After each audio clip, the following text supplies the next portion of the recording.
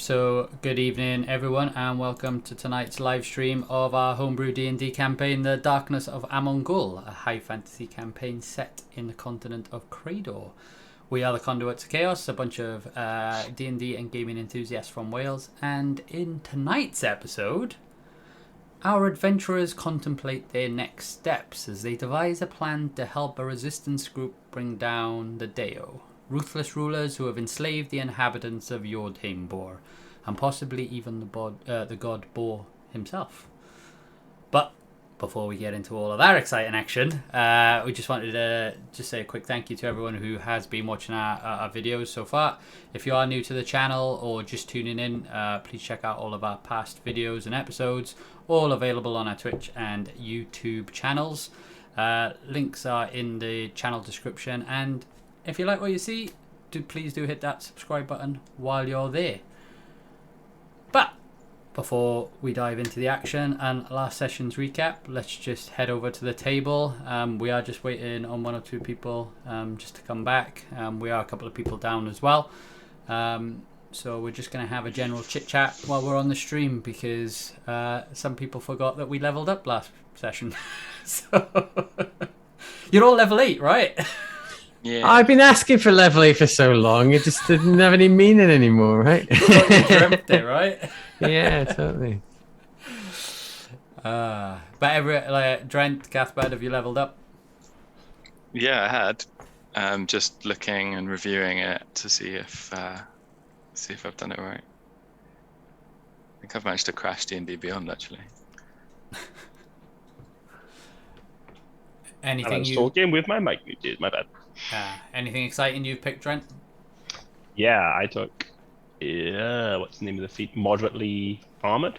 So it means I can use medium armor instead of light armor. So with a bit of luck, I'll get some better AC. And I can use shields now. So should be good. So you're going to be the overpowered spellcaster in the middle of everything, right?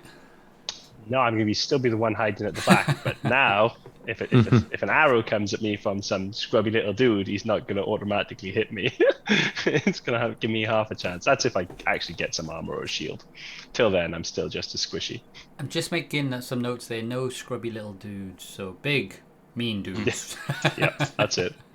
Big ones that crush my skull. Plus 12 to hit. Well, that's what I'm saying. At the moment, you don't need that. I think my AC is like 14. My character sheet. Yeah, my AC is 14. Like a stiff breeze hits me at the moment. Rightly so. You should be squishy. That's overpowered why with so all those well. spells you got. That's just why I hide at the back. The fact you can turn a dragon into a turtle or a lizard. They all just resist that though, don't they? Like it's like, do something good, legendary resistance. Yeah. Goodbye. I'm learning. Sometimes I'm learning it works though. things to do. It does. Just not. Perseverance pays off, as they say. So. Yeah. I'm getting there though. I picked my spell as well. One of my spells I picked was sending, just so I can message Scomron to annoy you. Yeah. I miss Scomron, honestly. He's a great character. I'm just gutted I can't say, teleport to me. Scomron, get over here. That would be really good, yeah. If we could have our own portable Scomron. Conjure Scomron. Okay. Yeah, Right, can we have a homebrew spell called Conjure Scomron, please? Conjure Scomron. I'll keep that in mind as a potential lootful item. At least the scroll we could get, like, so we can use it like one time only. Yeah, maybe like a pad of scrolls, and there's only a few in there, but like fine more than print one, at the bottom. Can't guarantee all of Scomron will come, but you might have a piece of it. Isn't there a spell like Summon Celestial or something? Can't we just, Oh wow, you amping Scomron up that much, you? Yeah, that's what I'm looking at. I was like, is that a bard spell? Has Scomron been on since we've been streaming, though? Yeah. Because we're always talking about Scomron, aren't we? Yeah. Because the first session streaming was on your way back from the Plaguelands. Yes. Unfortunately, we missed all the exciting. Hey, Lovac. We missed all the exciting in the tomb. We weren't streaming at that point, but that was so good, by the way. memorable things going on in that tomb, including a death of the party member. So. Oh yeah. Oh, Ezra. Ezra We no were longer just- with us. We were just catching up on our level ups and everything, Novak. Oh yes. Did you not remember to do it as well? Because I didn't. I did it straight away. All right. Ah, How no. about it?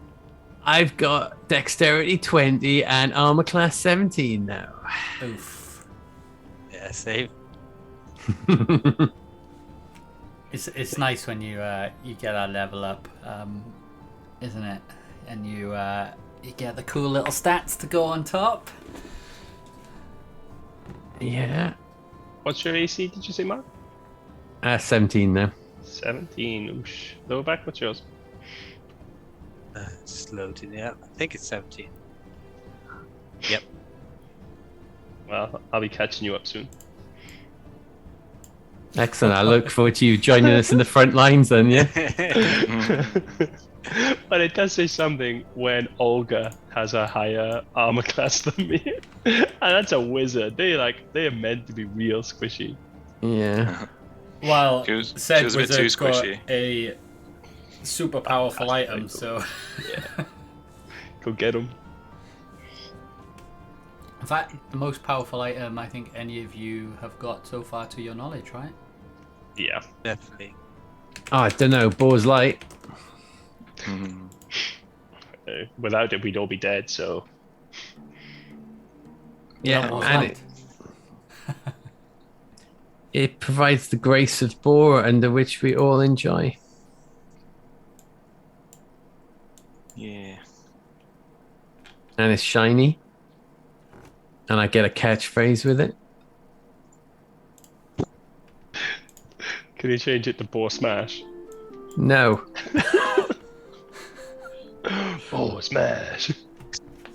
No, because when the merch happens, Yeah. I have just realized though, can you get some shiny knuckle dusters at like level 20 that literally are Boar Smash and it increases your strength to like 25? So you stop using dex, just use strength then and turn into, that big green thing that we all know about. Boar Smash. maybe. Hey, give it to me, I'll do it. Try it with my one attack per turn. It's just reminded me of something. I need to go through some. Keep talking a minute. I've just remembered something. I have dear. a question. Cathbad, what Yeah. spells did you take? Or do you want to keep them secret? Because mine's a simple one. Send them. I won't tell you exactly what it is, but I think I only got one additional 4th level spell, Yeah. and it was quite a nasty offensive type spell. So I'll leave it at that, I think. Nice. Um, How do you get your spells then? Do you get to like change them out every time you long rest, or is it different? No, I think I just have a learned list. Oh, okay. Like Now, sorcerers, saying that, yeah, I think. One sec. You put me on the spot here now because I can't remember exactly how it works with the druid. like mine are similar. Like once I learn them, but every Yeah. time I level up, I gain a new spell and I get to change out an old spell, like one per level, and then Okay. I get to change out a cantrip now as well from the That's cool. optional stuff. Yeah.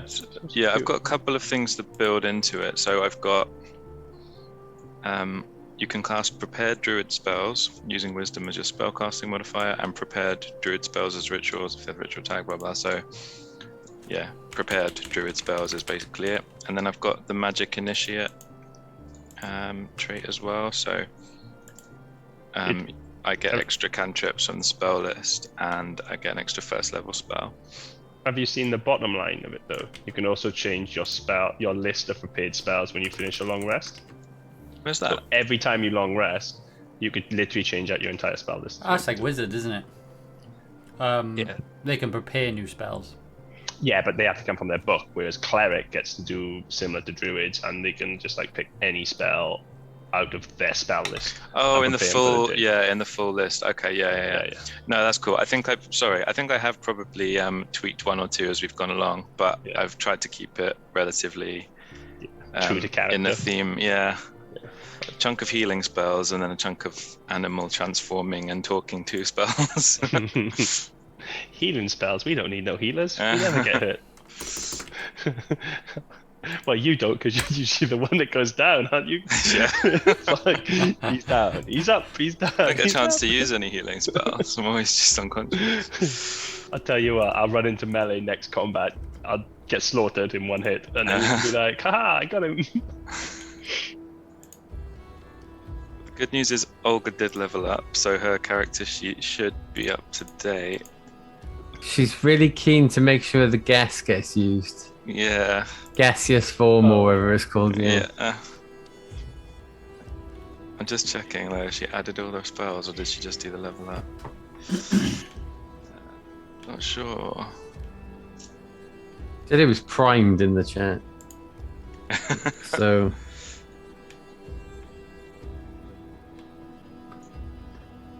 It's hard to say. I can't manage her spells from her thing, so I'll just assume that it is. Cool, I found what I needed. Amazing. awesome. Party. So are we going to look at the feats loading in then, Mike? Yeah, good point. Is it in the homepage of the character builder? Because I've Let in me the sources section, I've only go got to your character sheet and have a look. I've only got homebrew selected. I don't know if anything else needs to be selected. Oh, my laptop is not playing ball today. So yeah, we've got Cathbad. Here we go.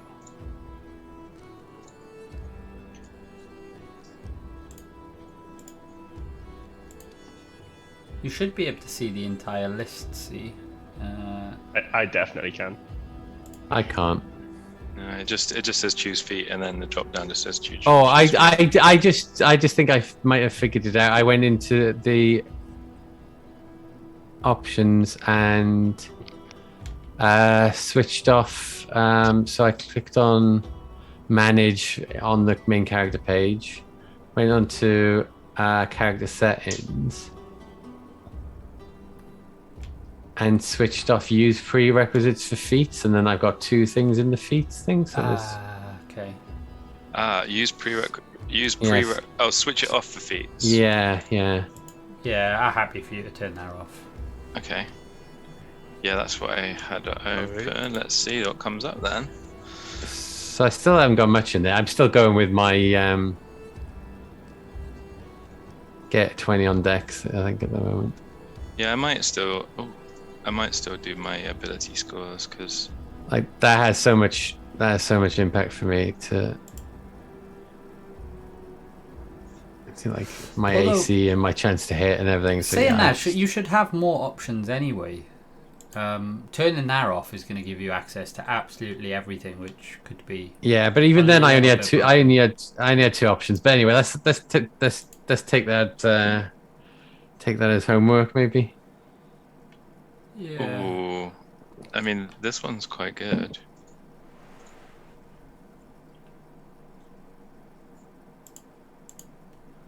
You realise Yeah. you have to tell us what it is now, though. One of them I'm definitely not going to choose because it's not really applicable to Cathbad, but it's just grappler. I become good at grappling in hand-to-hand combat. When's the next feat? 12 for you. Well, That's 3 years off, isn't it? This story might gives yeah. us levels. Yeah, like base classes get them at 4, 8, 12, 16, and 20, I think. If I just get them more often. I'm kind of happy to go with the ability scores at the minute from these two, but I don't know if, like you said, there was meant to be more, Mike. Well, I've got a list of like 30 I can pick from. Right, there's something else that's not loaded up then. Isn't Sorry, yeah. the music you might notice is going a bit crazy. Just a little more. Just trying to sort that out. Then I'll go through the recap of last session.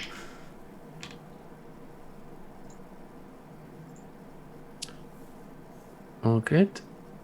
Putting my ability score back for now.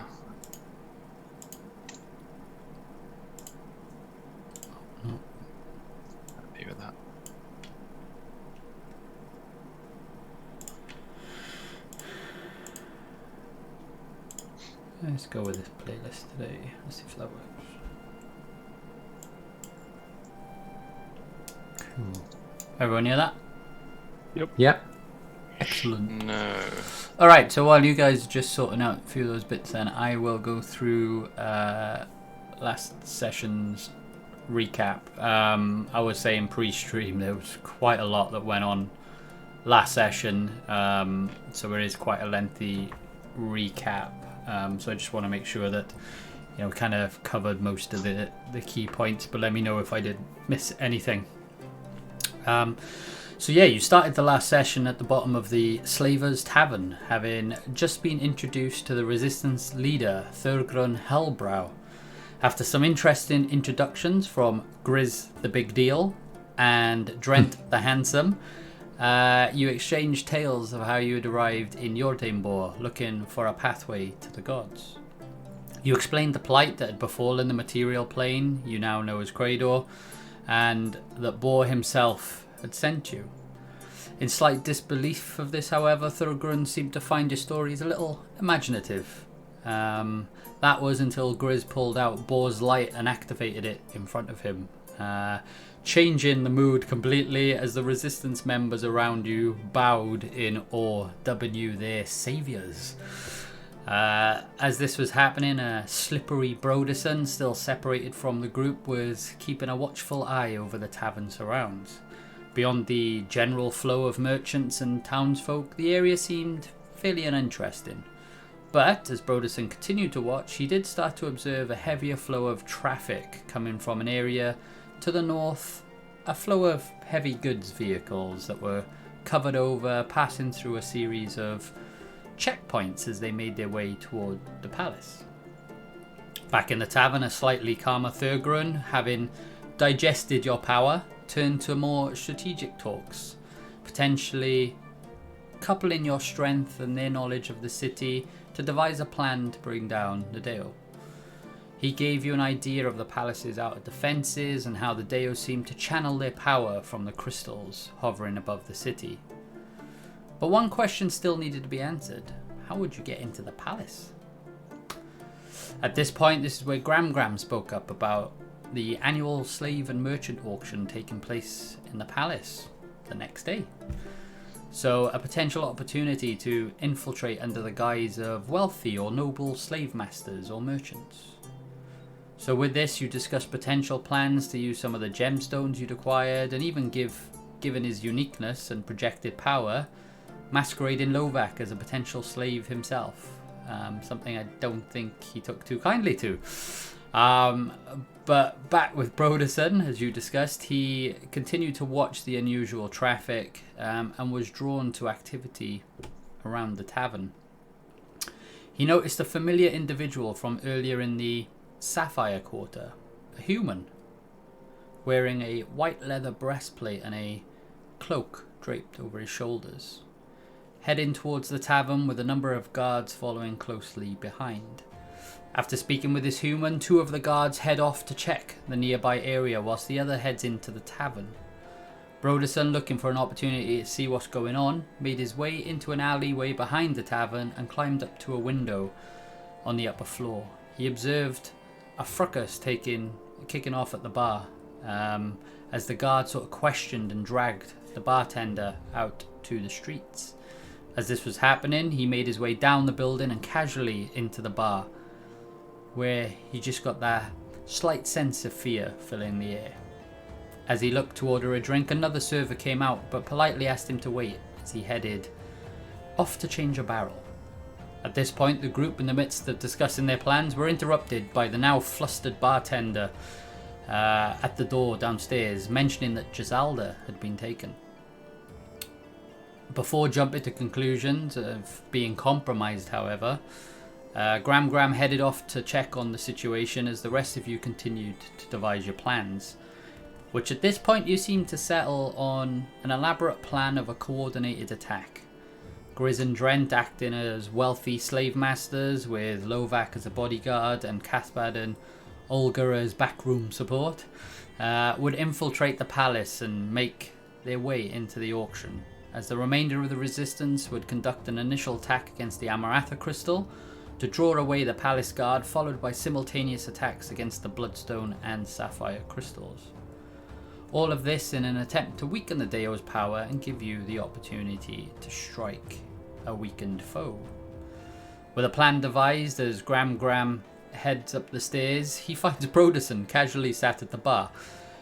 He wandered over to him discreetly and suggested that he meet the rest of the party downstairs as he headed off to check for Gisalda. Heading downstairs with 5 pints of beer in hand, you all seem to find his behaviour extremely odd. Being somewhat overly friendly, talking of killing guards, but also unable to explain much of his whereabouts. But after some mistrust, possibly because of Daggis, I don't know, you reluctantly let him into the plan. And a short while after, another knock on the door saw Gram and a slightly shaken Gisalda rejoin the group. She explained everything was okay, but they were asking about unusual looking folk and a human matching Drent's description. You continued to talk, but at this point it'd been a long day of shopping and scheming, so you all decided to bed down for the night in preparation for the next day's events. But not before Drent shared some stories with Cathbad of the visions that he'd been consuming within his thoughts of late. So with thoughts shared, Olga set an alarm on the door and you all drifted off for the night. As you sleep, your minds wander, contemplating your journey so far and the vast experience of exploring a strange and new environment. And as you do so, as though penny dropping, it seems to usher in a strange and warming feeling as you wake up invigorated and full of energy and strength. And with that, you all became level 8. Ooh. Boop, boop.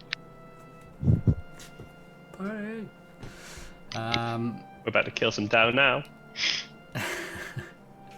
Exactly, and that's where we'll pick up tonight's session. Killing the down. No. You find yourself in the basement of the Slavers Tavern, within the Amaratha Quarter. Plans for the day somewhat devised. You wake up refreshed and invigorated to the sound of the tavern doors opening above you.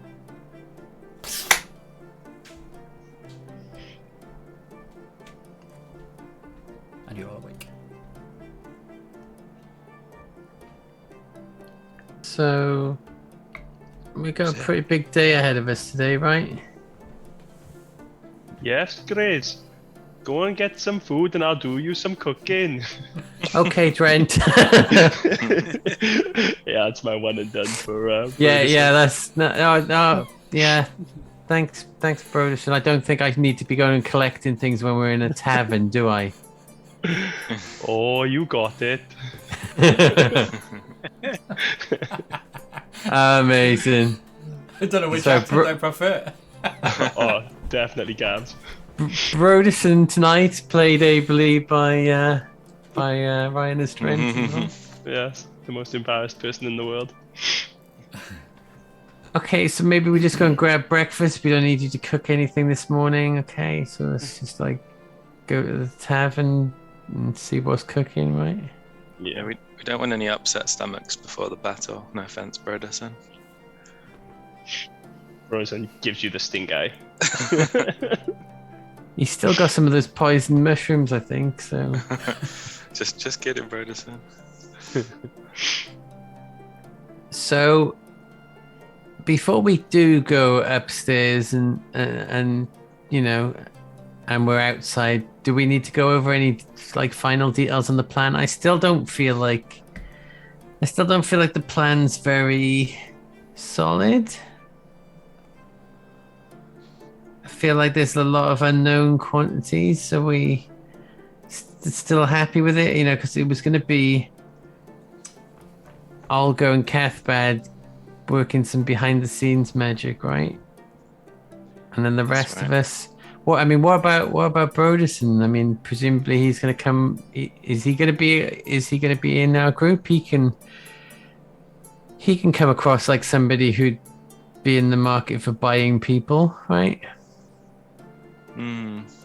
Oh, why do you say that, Grace?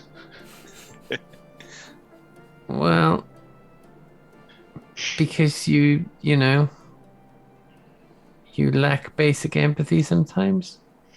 Ah, good point.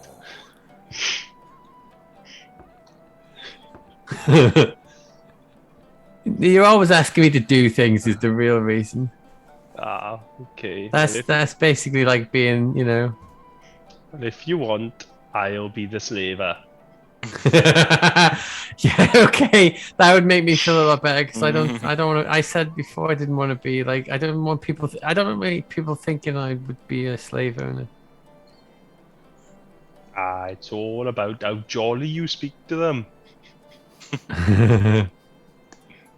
Okay, well, we'll follow your lead then, Broderson. You've really opened up a can of worms yourself here, by the way, right?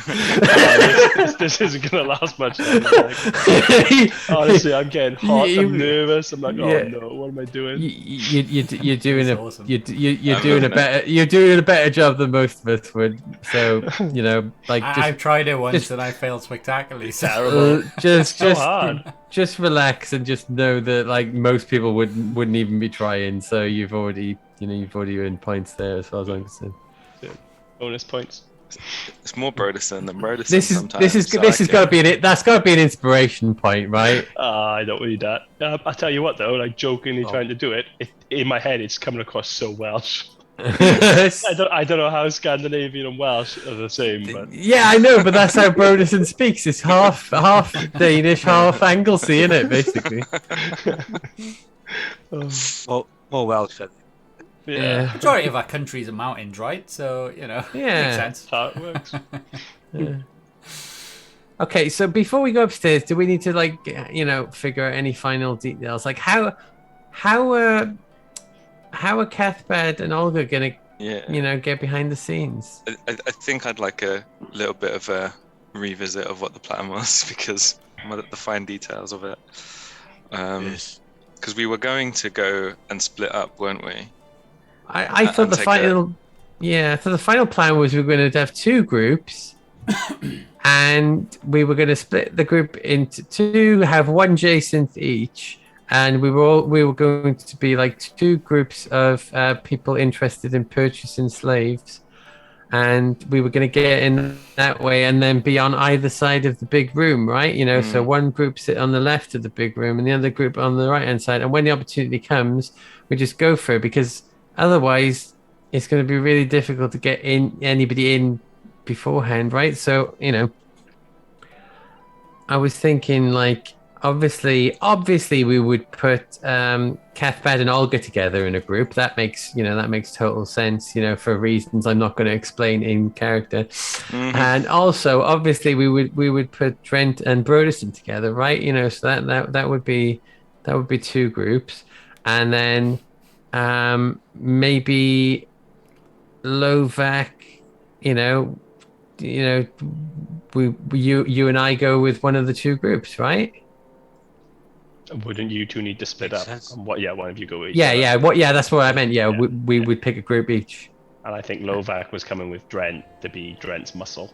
Yeah, Trent, you need the muscle. Yeah. Yeah, Drent's. Yeah. Okay, so we're Okay, going good. two groups of What three do you then, mean, Chris? basically. Look at these.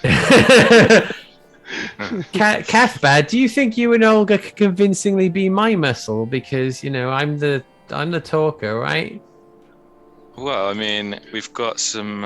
Olga's got some fantastic shiny armor, and it's only really, really strong fighters that have armor like this normally, right? So. Oh, it's magical armor, isn't it? Oh, so sounds like somebody else is setting themselves up a challenge, Rob. I just thought that this would be the perfect opportunity for my privileged background to. I mean, if I get my quarter staff and start like hitting against the palm of my hands, I walk in, then I start looking like a bit more of a thug than I really am. I think it could work. Yeah, I think we could be muscle. So you're the muscle. Yeah, they don't know much about magic here, so magic users, we could easily pass as muscle, I reckon. Yeah. Olga could also pass as your accountant to tell you how much the slaves are worth. Yeah, I honestly, I want as many gimmicks as possible. I like gimmicks. I like knowing that I can turn and ask for calculations on the fly from Olga. Olga, are you up for that challenge? Yes. I mean, Olga can pass as an amorphous gas as well, so I don't know if that's going to impress anybody. Can I just say at this stage, I think this plan's going to go brilliantly and totally not evaporate within 5 seconds of us putting it into motion. Because our plans usually, like hit the slightest bit of daylight and then they turn to dust, right? But this one won't. This one's totally solid. Just to get it straight in my mind, we're attacking the Deo with our one shot that we get at them.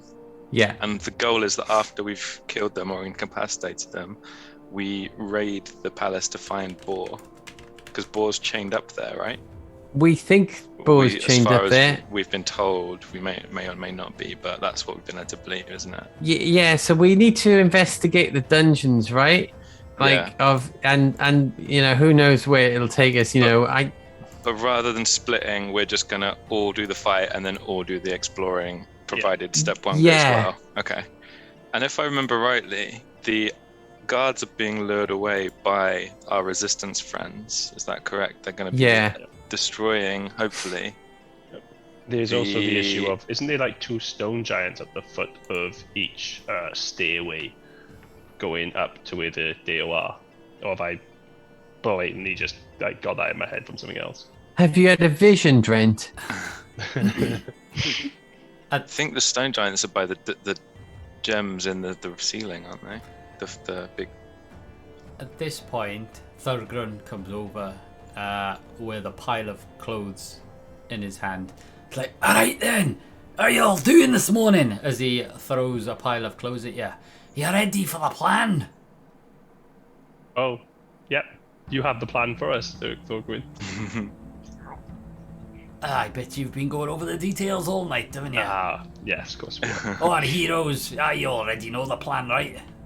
Well, it's important to remember sometimes that improvisation, is an important part of a tactical, approach, right?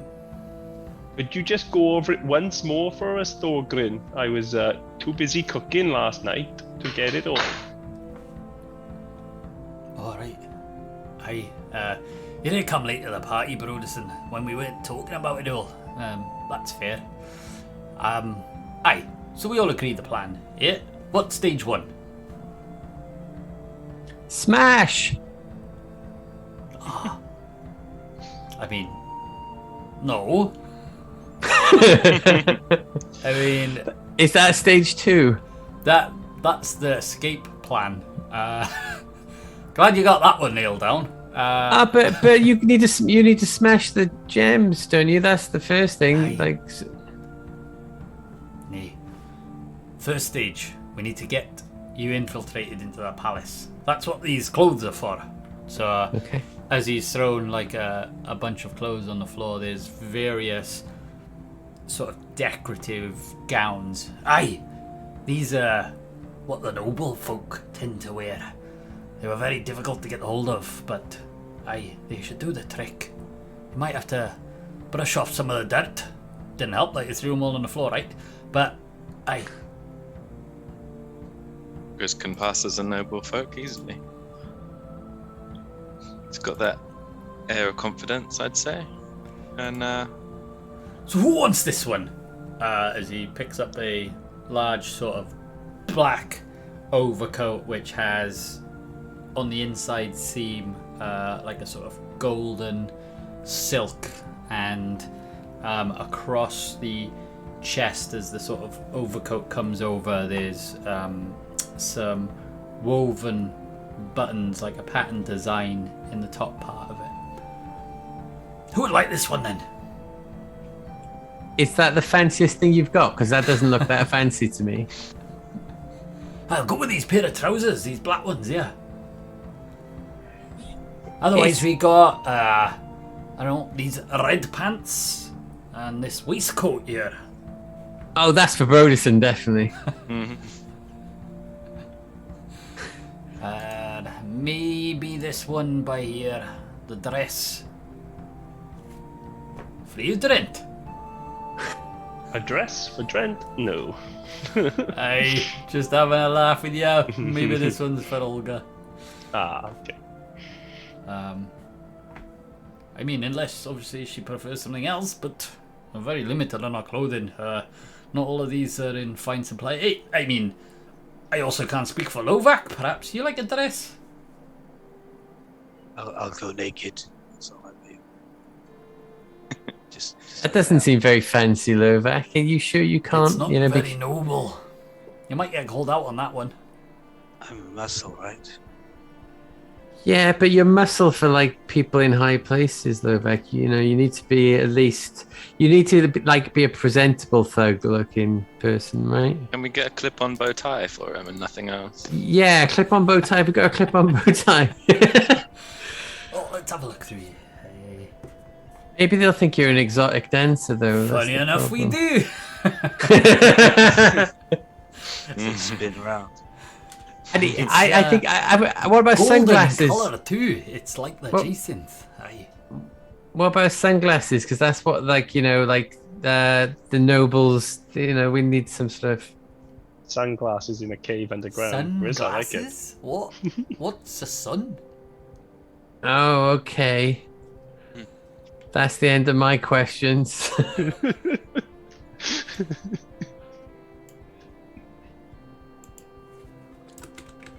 Look, give me the most ostentatious clothing you've got. How about this one then? It's some black boots with some black tights by the look of it, and some golden pants which only go just above the knee. Nice. Now we're talking. Yeah, now we're talking. Not short shorts though. They go to the knee, right? No, to the knee. Okay. And this red jacket, which again has a nice buttons down the centre and a fine golden thread along the seams. You'll find gold's a theme around the nobles here because it matches the colour of Jason's. Okay, hand that stuff over to me.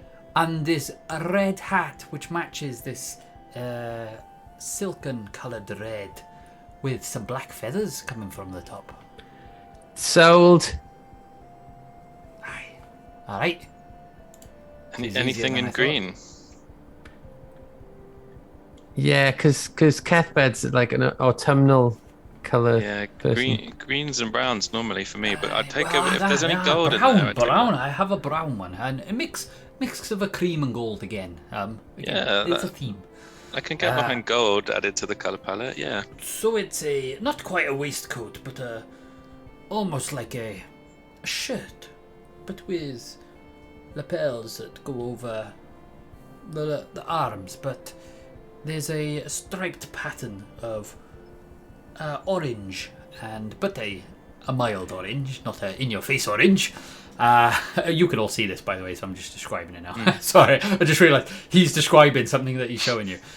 So yeah, it's an orange and sort of cream, but gin on sort of like closer to gold colour, cream and gold mix. I don't know, beige. That's the word I was looking for. I'll take it. But patterns of like crests, like dotted, like in a connecting pattern all the way through it. So very, I don't know, Henry VIII medieval type, that kind of thing. Yeah. And with a leather belt that goes across the outside of it, outside fashion belt. I'm not sure my druid kin would be happy with me wearing leather, but we're on a different plane, so I'll go for that. And then the last one. Do we need any more? Well, Yeah, I'll Aye. Well, this one's a green. Sorry, there was a green Cathpad. Ah. That's fine. I'll go with the orange and beige. So there's a fine cloth, maybe kind of like a satin this time rather than a silk, but yeah, it's got an open front, but it's quite light, but it's a green in colour, but with a It's sort of nice accessory belt. It's quite thick with golden sort of small spikes on it. And the arms are kind of frayed a little bit, so almost like you would say elfin-like, maybe. I really got in my head now. It looks like Peter Pan. Yeah, pretty much. Let's go with that. And these long brown boots would go well with this, I think.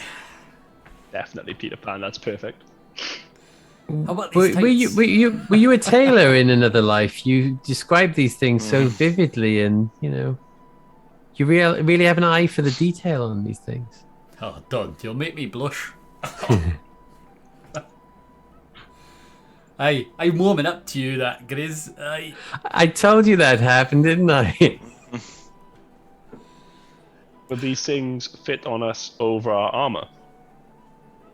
Over your armor? I don't know. Give them a go. Okay. You tell Just me. making sure we wasn't expected to remove it. I'll let you decide on that one. DM, I'll let you decide on that one. It's up to you to roleplay how you like. Oh, I definitely want to wear it. We're in a strange land where we're dealing in slaves. Anyone could come around the corner and slit our throats at any moment. So It's really important that in the confusion we don't end up buying any people. I can't stress that enough. But if you buy them, they'd be going to a better life, so they wouldn't be slaves anymore. So maybe you should buy them augurs. Oh, I feel uncomfortable about this conversation. I think if we destroy the fabric of this society, then hopefully there won't be any more slavers, right? Hopefully we kill Let's the girl, go right? down And that then we're route. good. Yeah. Yeah. Good point. I'm sure whatever comes after that kind of society in a world which is governed by gems, gold, and money will be great. Yep. What was stage 2 again, Thorgrim? Aye. Stage 1 we just covered, aye. Sorry, I'm a bit slow this morning. I haven't had my ale. So, stage 2. Aye, that's right.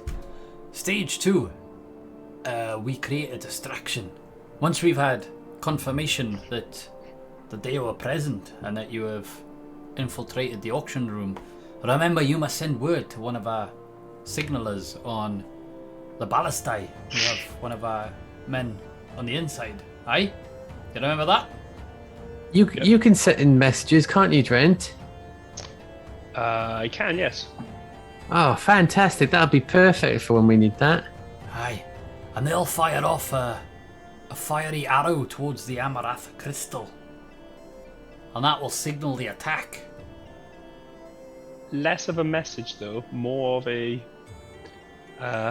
minor illusion. Would that work? What kind of illusion? I am not aware of your magics.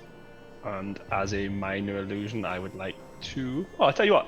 I'll use the light cantrip, and I'll get a light to pulse on and off, like in like some. Can you do that anywhere? Wow. Was the signal? It only needed to be visual, didn't it? Yeah. I can throw up a flame if it needs. But be you'll as be in well. the palace. Perfect. Will you see the man on the tower? Oh, that's a good point. Well, I could send him a message, but if I'm gonna send a message, I may as well send it straight to Thorgrim or whoever will be in charge of it, because Even better, I can it do doesn't it put over one of the our first. own at risk. They might be able to then help you on the... Like, if worse comes to it. yeah, if you want to do it that way, we can. Aye, see. Sometimes improvising these plans makes sense. Well done, guys. I can see why you're heroes.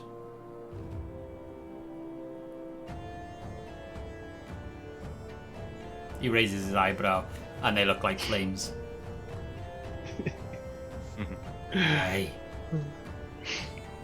Okay, so we've got how we're gonna get in. We've got how we're gonna let people know we've got in. and then we just wait for the opportunity to know that there's power has been depleted. Now, this is the unknown, right? And this is the third stage of the plan. I mean, did you guys take much of this in yesterday? Seems like you're a little confused. This Been a long night of sleep. we normally operate on our own. We don't normally have to coordinate with other, groups and factions, right? So that's not our area of expertise. I understand. There's a lot going on. Sorry, I shouldn't mock. We're grateful of your support and help. The third stage then is once the Amaratha crystal attack begins, nobody knows what will happen. Right? We don't know if we're going to even be able to take down the crystal. But that should call forth the forces from the Bloodstone Quarter. And then the rest of the resistance will attack the remaining 2 crystals. This is where I sit here. Do you have anything that might be able to help make sure that our mission is a success? Anything that even to break the chains or break the shackles on these crystals, let alone the crystals themselves, would be grand. But if not, we'll just have to figure it out. But at the same time as this is happening, you will be within the palace. Aye? Yeah. I'm not sure we have anything we can loan you. Like, all our power comes with us, if that makes sense. So I think it's what we said before, wasn't it? That we trust that your group have the skills to do some damage to these gemstones, and we trust you can do your part, and we'll do our part to the best of our abilities. We have the igniting powder that we use down the mine, so we're hoping that will blow the shackles. That's more than we can do. I don't think any of us can explode anything. So, Have you not seen this fine powder? And he shows you like a little keg of it, and he says, "Aye, this black powder by here. You put a spark against it, boom, big explosion." Do you think we should have some of that powder? yeah, I was gonna say. I wouldn't trust me with it. I wouldn't give it to me, by the way. Lovak, maybe this is something.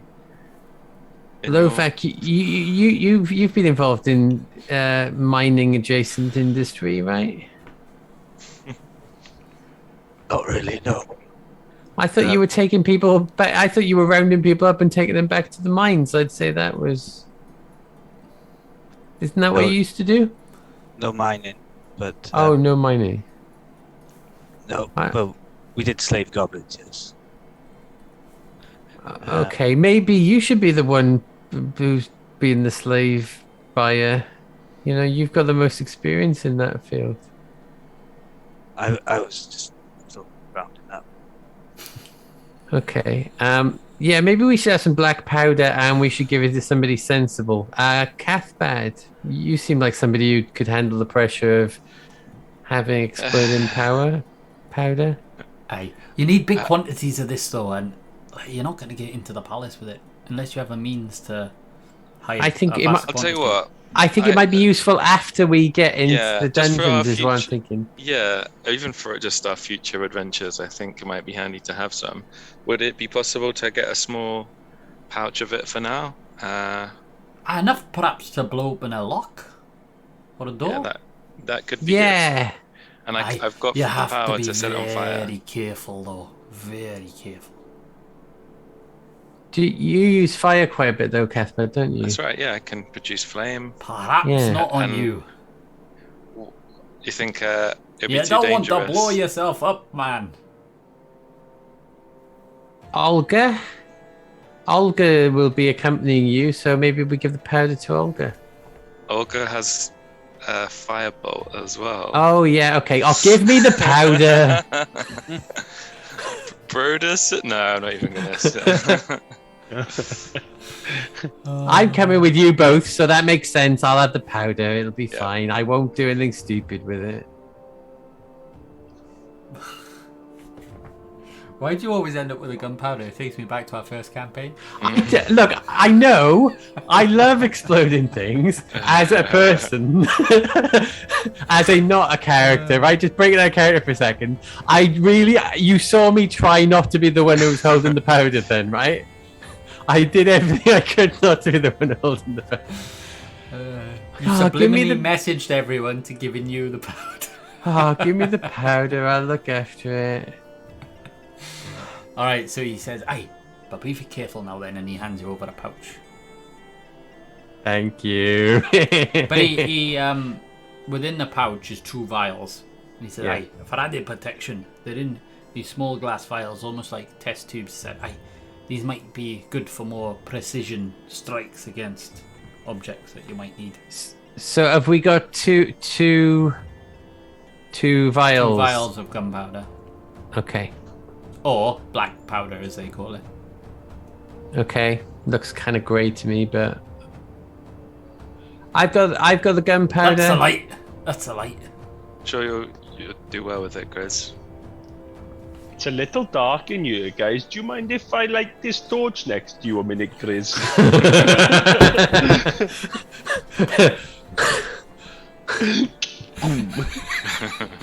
As Thurgrun jumps on you, no lad! Broderson, were you not paying? Did you actually light it? No. Oh, good. No. I was gonna roll. If Broderson's watching this, I wonder how he's feeling right now. If he feels like, I mean, I've already said he lacks basic empathy as well. I don't know. He did throw an arrow at you one time. Kicked Was me it? in the pile of spicy mushrooms. Yeah, he's And then dragged me out through them, I think. And he realised it wasn't as good as he thought.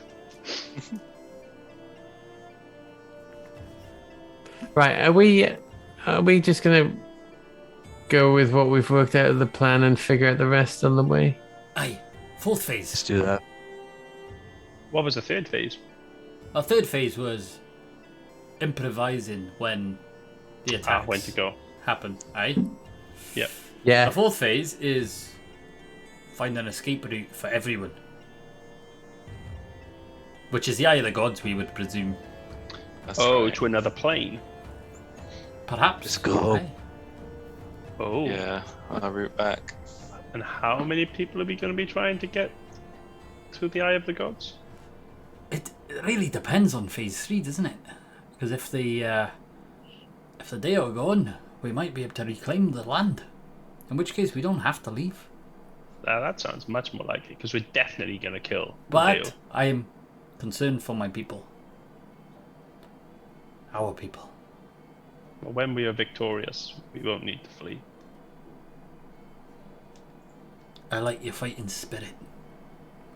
It reminds me of stories I heard of my grandfather long ago. Oh, I'm sure somebody's interested in that somewhere. Not me though. Got his back to his typical self, eh? I can see it. Aye, there we are then.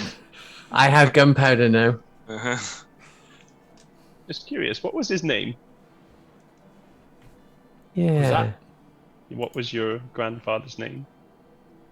Grapmod, Fiery Toe. Fiery Toe. I knew it'd be something good.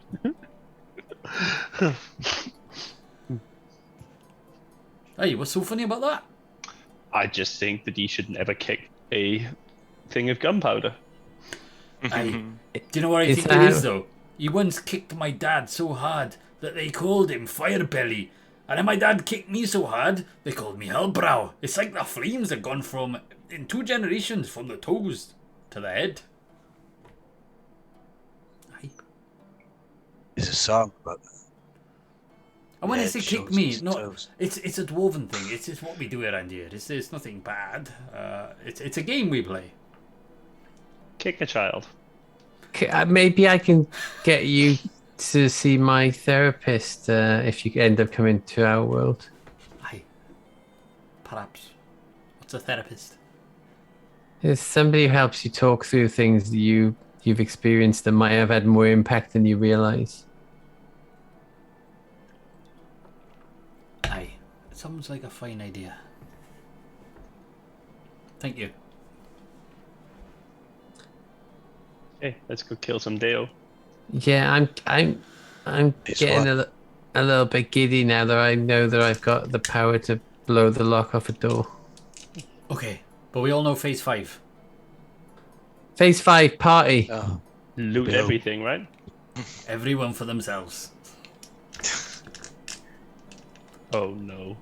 Oh, we're a team. We're a really well-oiled team. As much as I admire your spirit, you ever met the Dale? We've met bad people before that turned into dragons, so the Deo can't be worse than a dragon, right? I once saw one of them conjure these strange elemental spirits. I thought nobody could do. Oh, they can do magic, right? Nobody else They can. can do the magic, Yeah, aye. yeah. Well, some of us have a few tricks up our sleeve as well, so the Deo haven't seen anything like us before. I feel You're like, right. yeah. Yeah, you're right, Cathbad. Do they have a magic item? Does it come from them? That's a good Oh. question. Yeah.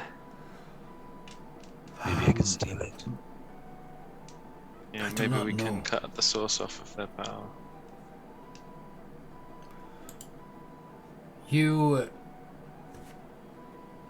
I've seen you. What are the weapons that you have by the side of you there, Lovak? Short sword and a kopesh. Jerisi has one similar to yours. A short sword. Oh, I really? don't know if this is where it's very elegant looking. I don't know if this is perhaps a source of his power, but Odaf, he has a mix of items that he tends to pull out. I can't be guaranteed. Sometimes he's quite scary looking with a large sword as well, almost like a saber. But out of both of them, Odaf perhaps is more the powerful of the mind, but Jerisi is the more powerful of strength. So, does that affect our group strategy at all? I think maybe we should put Lovak's group against Odaf and mine and our group against Jerisi. Generally speaking, looking at our party, for example, the more magically inclined ones are usually a little bit weaker and easier to hit. So if we could nuke down Odaf as quickly as we could, it would allow and control Jerisi somehow. Then maybe That's a good idea. Yeah, combine. I'm just trying to think, because I know Olga has spells that can impact people's capacity to act properly, enlarge, reduce, turn into a gas. I'm guessing she etc. can't do that on Jerisi, can she? Yeah. Well, It's Really? I mean, not like easily, but yeah, you can do it. Oh no, sorry, it's a willing creature. I was gonna say that would be amazing. so good that you've asked that question though.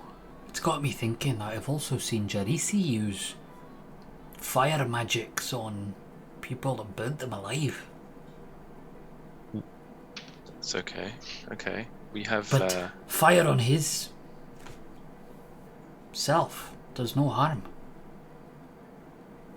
So if you have magics, perhaps. No harm at all. Well, he seems to be able to move through it with impunity. Okay. Oh. We have power. We have other elemental powers at our disposal, not just fire. So that's good to know, there. But that's Jerisi. Odaf has always stayed away when seeing these things, so perhaps there's a difference between them both in there. They visually look different, so perhaps they're of different kind. Interesting to know. Does Odaf ever seem immune to any particular attack on them? Maybe ice or water or Gunpowder. I cannot say. Dinosaur. Whilst Jerisi is more cruel of the both, hence Jerisi the Cruel is his name. He is often out there slaving and torturing the taskmasters if they have failed their roles in bringing back quality goods back to their palace. So Odaf tends to stay more away from the crowd. I'd say he's more likely to try and escape than perhaps Jerisi. So one to be mindful of. we don't want either of them to escape, do we? If that happens, then we do need to flee.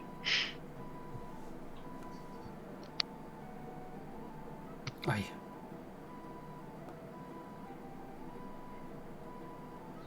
Alright then. We're all set on a plan, I think. Yep, stage 5, all be friends and stick together. Be in a pub. Yeah.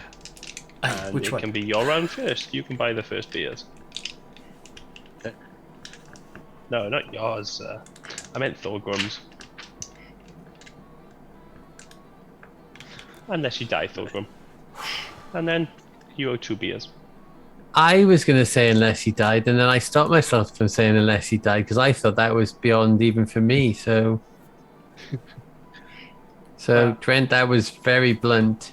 Well, nobody wants to live forever, do they? Hmm. So- Okay, well, let's go and kill some people.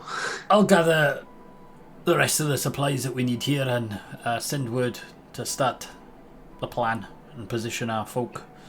I suggest you get yourselves ready.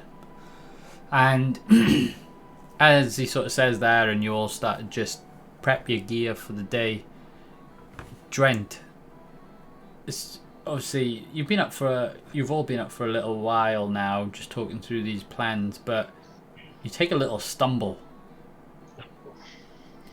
And almost like the way that you've just woken up, you didn't realise perhaps the dreams and the experience that you'd just had overnight. And remnants of your hazy memories as a child seem to just flash in your head as, again, you see beautiful visions of your time in the Feywild sort of fill your thoughts. And one memory in particular seems to stick with you.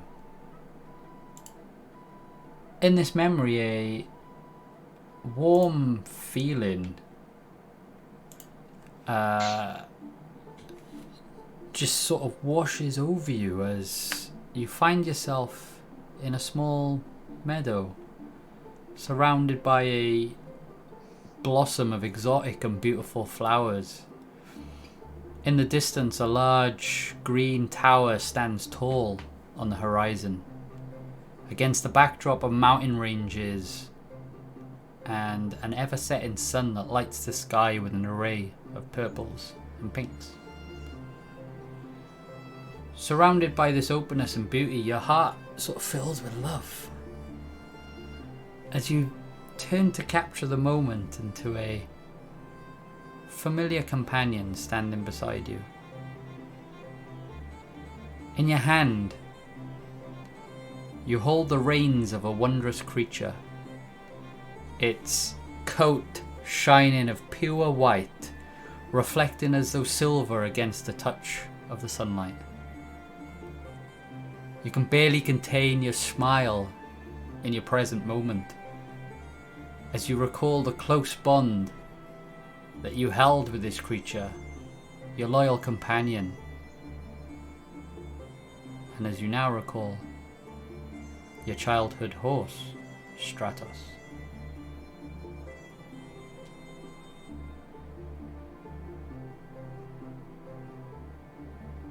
I tell them that I had a horse. So yeah, you take a sort of little stumble, and as that flash just seemed to appear in your head, and yeah, all of you see this as you're sort of prepping your gear. Everything all right, Dren? Is this more dreams? Is it? Yeah, they're coming back stronger and better though. This time I was playing with my horse, I believe it was, walking in the meadow, and I could see a green tower, which I'm pretty sure is the Emerald Tower, the Emerald City, something like that. My parents told me it was called. And it's so nice to finally be getting my memories back. It's getting good. And that was, where was this Emerald City? In the Feywild. I am. Was in the Feywild. Yeah, definitely. I am now sure that I am not of Amon'Gul originally. I am originally from the Feywild. And I've sent away because of people trying to kill my parents by the looks of it. What do you think it means that these memories are coming to you now? I think it's from the drink that I had back in... we had with the druids, and now everything's coming back to me properly. I feel like it's an omen of some sort as well. I don't feel like my druid's footkin would give you such a drink for no reason. But we'll have to see what becomes of it. Indeed. I hope I find my horse one day. I like that horse. Do you think we'll get to visit the Feywild anytime soon? I have no idea if we'll even leave here. We could all be dead tomorrow. You sound very downbeat for somebody who's had a majestic vision of their childhood with a horse. Oh, well, if it makes you feel any better, I'm sure you'll all die before me. Remember what happened to his last horse, the Plague Lance. Oh, yeah. Mine lived. Oh, okay. Mine lived. Yeah, but it was very ill.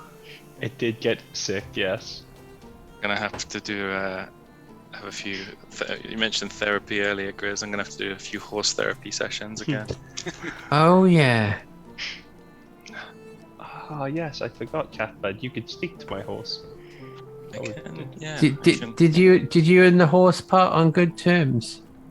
Yes, my horse could speak to me, actually. It was a rather extremely intelligent creature and could understand everything I was saying. Oh. Cathbad, if we ever meet the horse, and then you can ask for like loads of really embarrassing childhood stories about Rent. Yeah. Using your horse Speaking whispering. horse language, yeah. Well, he did chuck me off him once when I didn't know what I was doing and accidentally pulled its ear, and it chucked me off into the river. Oh. That was a little daft. Face first. Slightly embarrassing, but not as bad when I peed myself afterwards. Okay, so maybe you don't have to speak to the horse, Cathbad. Maybe we're getting... Just ask Gren. It's nice to be getting my memories back, though. Yeah. A few darker ones than this, unfortunately, but we'll get them when the time is right. Yeah, I'm hoping that you can connect all the dots pretty soon. Me too. Right, are we ready? Yeah. I think we are. I think we go do this. Oh, wait. Are you having visions as well, Lovac? Not quite. Give me your backpack. I'll chuck in Olga's gemstone. Oh yeah. Oh yeah, Dren, do you want the bag of holding back? Go on then. What? I was gonna try and be Brent wouldn't necessarily be like gimme, gimme, gimme. So the gemstone is £100. Wait, Okay.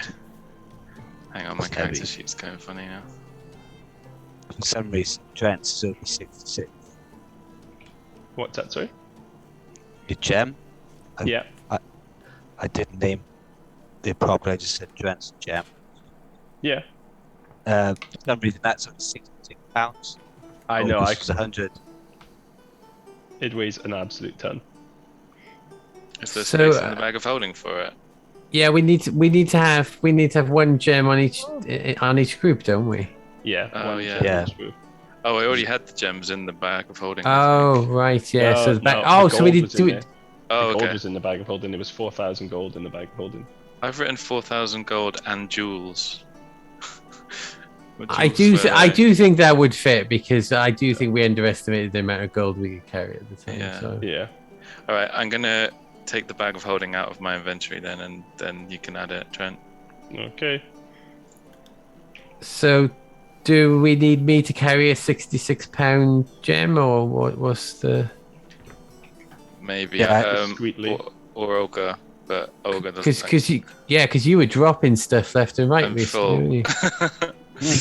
Hey, does that bag there have a fake flap on it?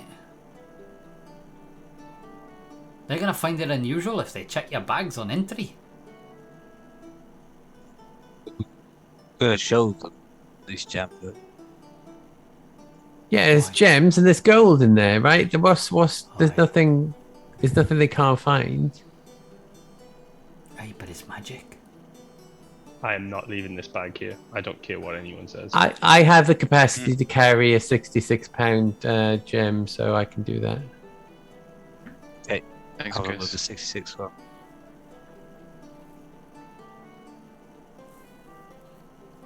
Hey, I'm just thinking of all the threats, that's all. Just have a little think. If you're challenged.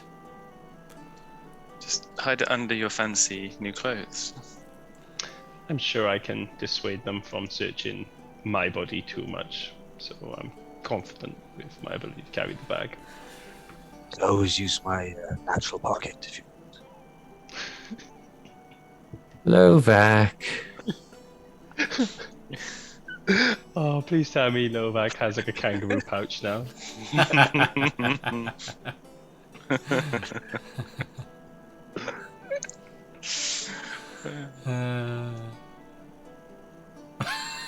All right. That's Where the I come clean from, eh? edition. Are we ready then?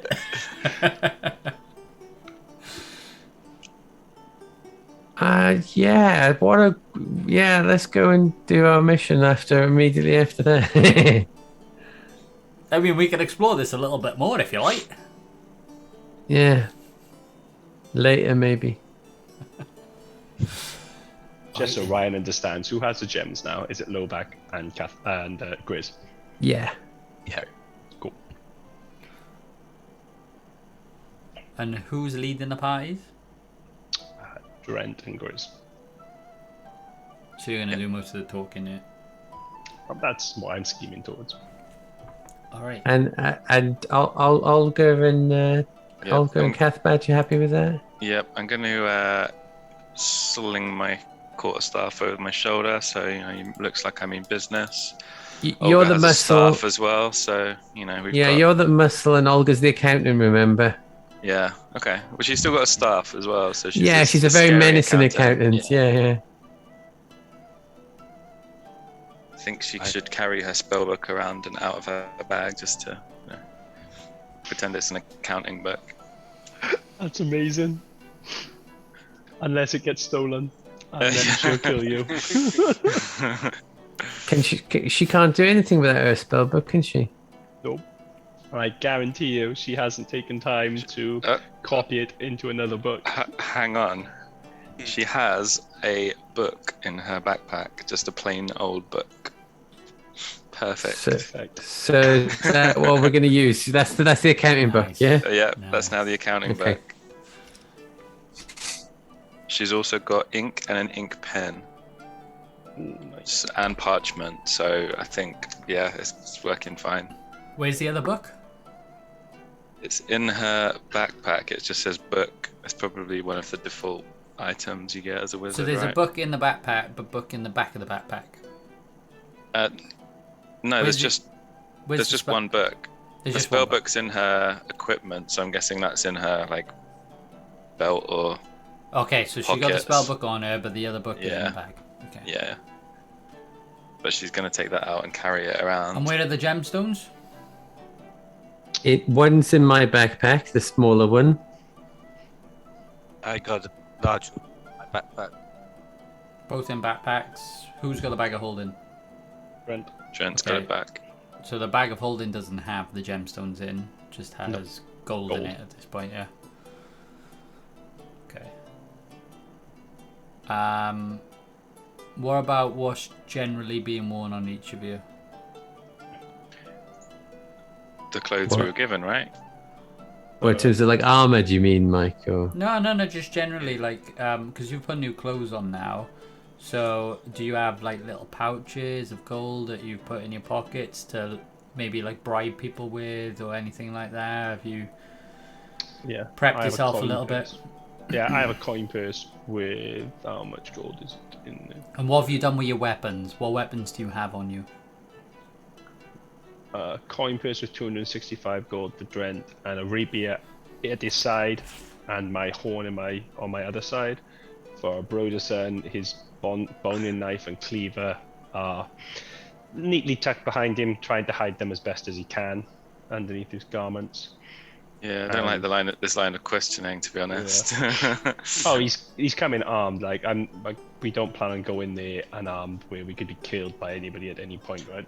Yeah, like my and Olga's only blades, no weapons are our bows. staffs anyway. So if we went to be the security type people, I'm going in with that.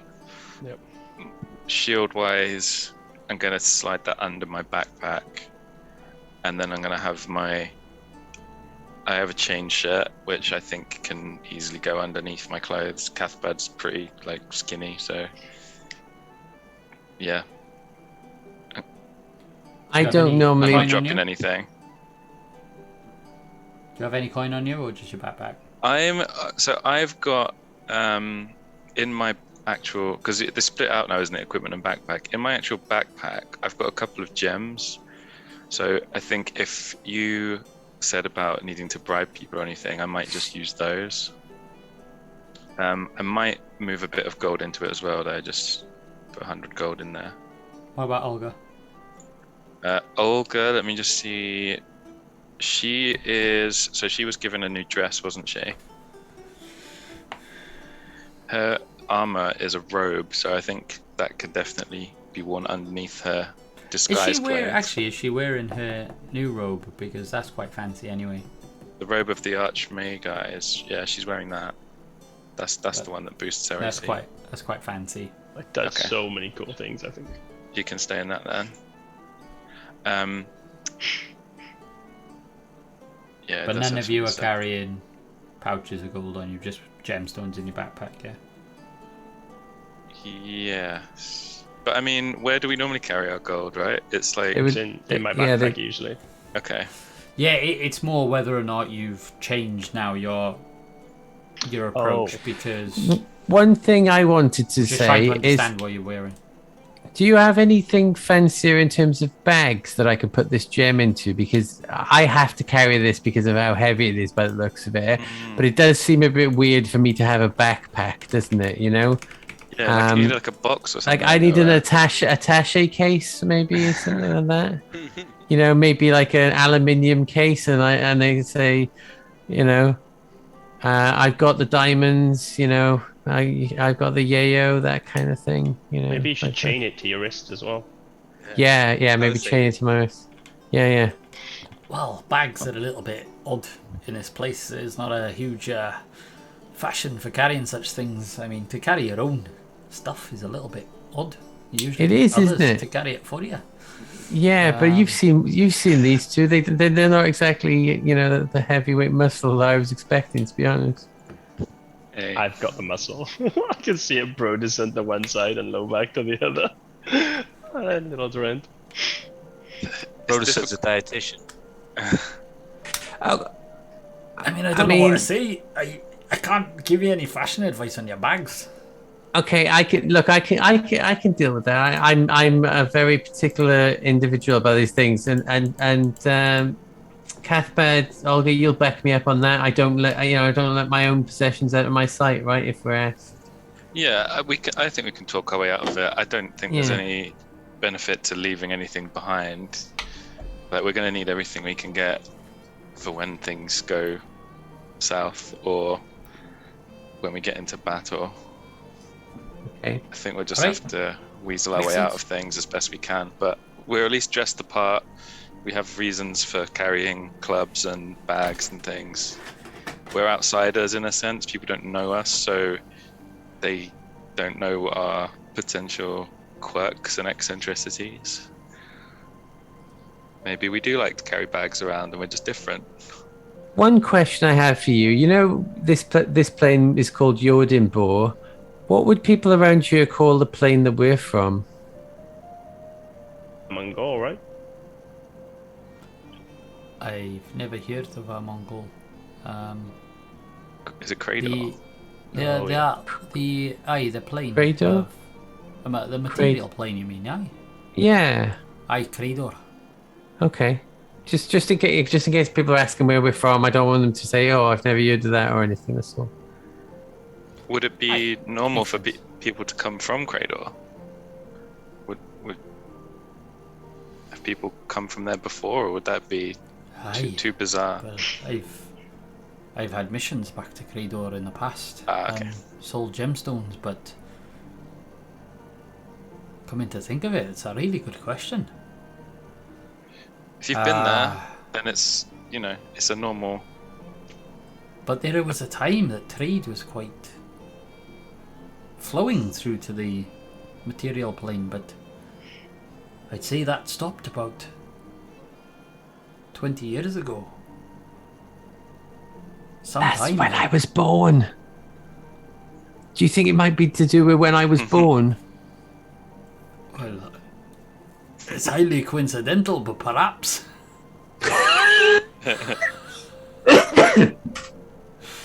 Okay.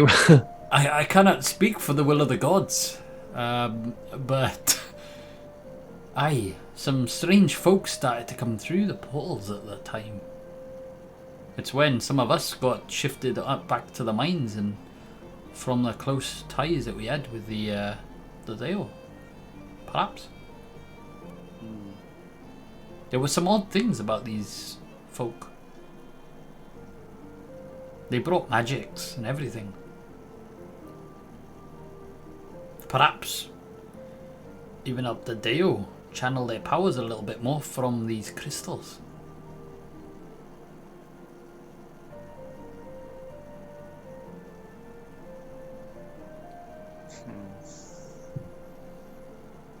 Well, perhaps they might see a group of us coming from Creydor as a good omen. That the trade's coming back from there, and they might go easy on us.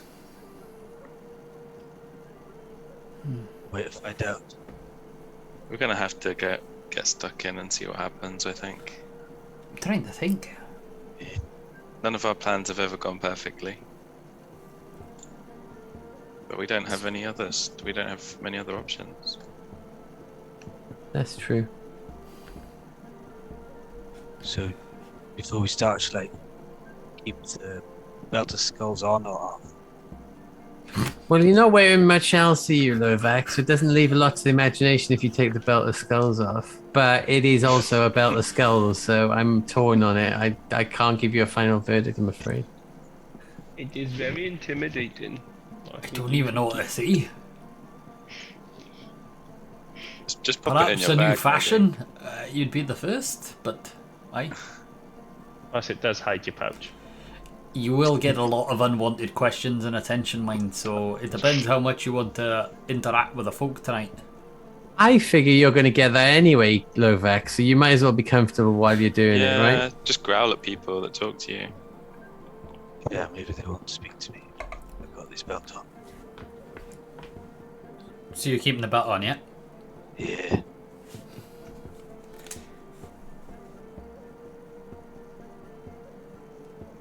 It's a lot of notes being taken. Okay, Yeah. excellent. And Lovak, are you carrying any coin or anything on you? I've got money, but I don't know. Let me say, yeah. Like in a coin purse or anything, or is it just all in the backpack? Oh, sorry. Mine is in the backpack. Should have someone mentioned that we should put it in the coin purse to bribe No, people? no. I'm just wondering. Okay. Thurgren did say, are you keeping any accessible coin to like bribe or anything like that? Right. Okay. Then yes, I will put if you need to know like 50 gold in a coin purse and the rest in my backpack. Would 50 gold seem appropriate, Thorgrim?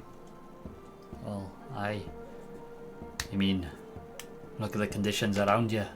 I don't think the stone giants will be getting paid much. Perhaps opportunity. I'll tell you, the one that we have working on the other ramparts. Aye. But a few gold, but it's all we can spare. But it's nice to have somebody on the inside. So is there a stone giant you have as on the inside? Oh no. Oh, I was going to say, Aye. he can come help us fight the day. Aye. It's very difficult to get a stone giant up those towers. They break a lot. I'll heavy. go. I'll go as my accountant. You're in charge of any bribes, by the way, just to be clear on that. Okay. We'll, We've done all the you know, preparing we can. Let's go. Yeah. Aye. I think that's doable. Alright then. I think we've got a plan. I'll go send word.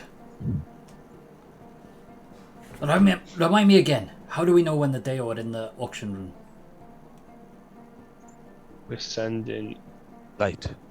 yep, light, flashing light, or produce flame from Cathbad, whichever one of us can do it. To our To the gap. So to our flashing dwarf lights. on the tower? Yeah, so you could see it. Aye.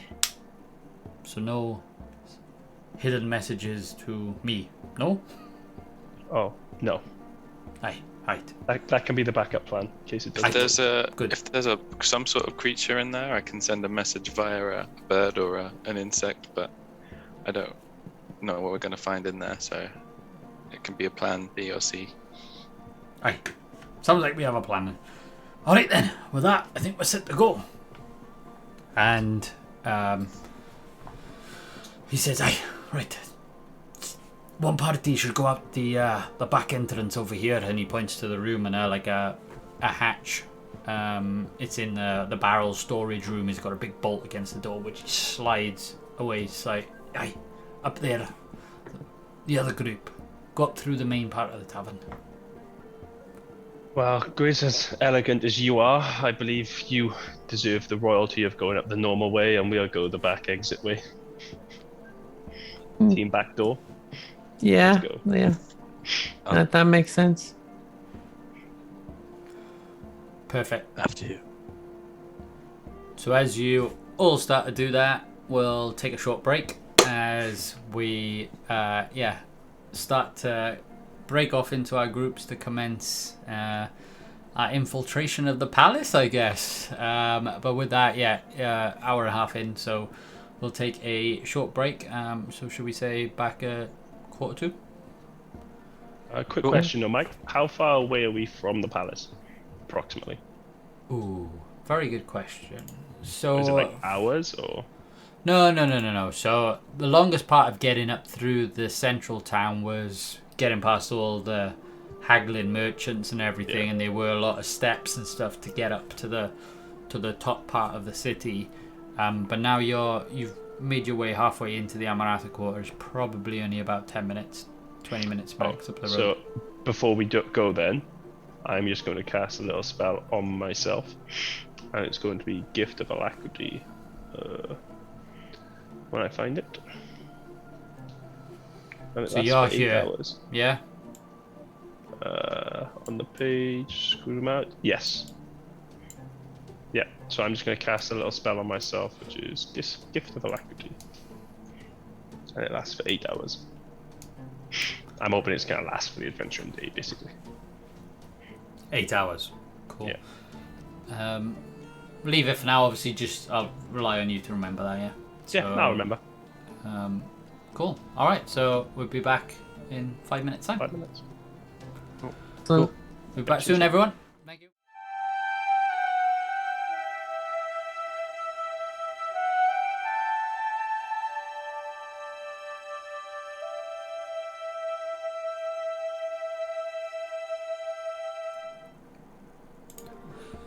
Welcome back, everyone. Yeah, we've just taken our short break and we'll rejoin our adventurers as they've just agreed and concluded their plans. They're all dressed up and ready to go to the palace for a annual event, as Graham explained it in the last session.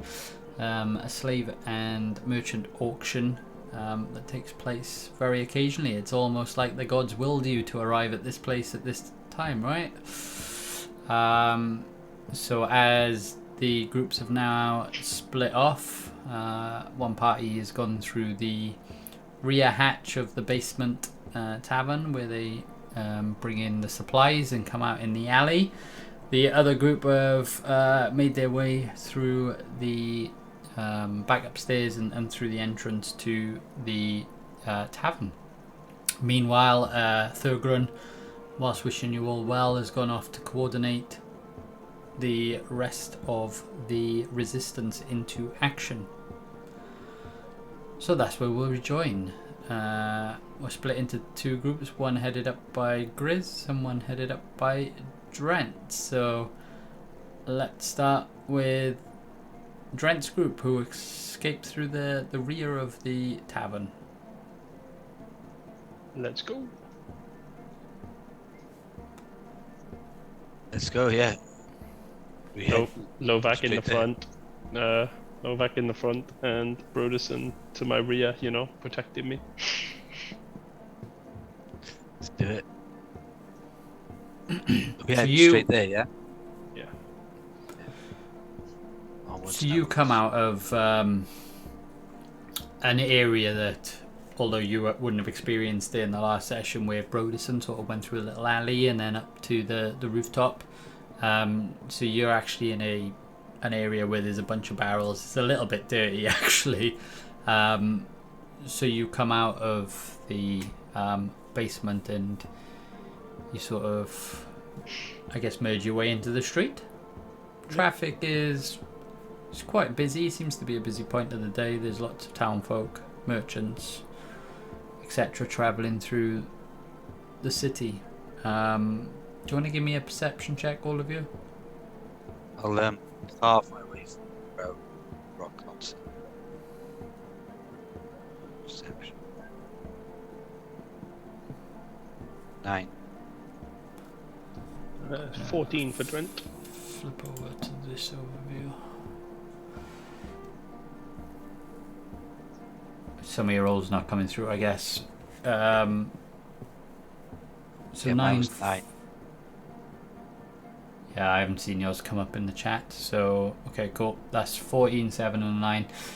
Yeah, so Drent, you immediately start seeing the crowds in the street, and you seem to all merge your way in. You do instantly notice people are like taken aback by Lovak, and Lovak you obviously notice because you're Lovak, but the sort of crowd start to dissipate a little bit, but only in the local area around you. There's a little bit busy, so not everybody is quite noticing you at this point, but you're starting to make a little stir in the crowd. But also, dressed in the way that you are, you feel like people are just giving you a bit of distance anyway. So yeah, you make your way out into the street, and ahead of you, so if we look on the map, you can see up ahead, while there are merchant stalls to your left and right of the street, you see that there's almost like a mini guard check post. This is something Broderson observed in the last session as well. Ouch. This is where the checkpost is. I think we can get around it if we go through this alley. Is there any possible way of getting around it, Mike, or do you have to go through it no matter what? Yeah, you can certainly go through alleyways. As you look, and Broderson would have noticed this, so considering you're playing Broderson, as you actually see this guard post, you hear a loud sort of shout. It's like, clear the way, clear the way, as a heavy caravan of goods starts to come through those checkpoints from the street off to your right. So they're as if coming from, down this region here. Yep. So 3 caravans full of materials. You don't know what's in there because it's covered in cloth. Travel its way through the checkpoints, but the crowd sort of disperse and you start to get tightly packed in around where you are.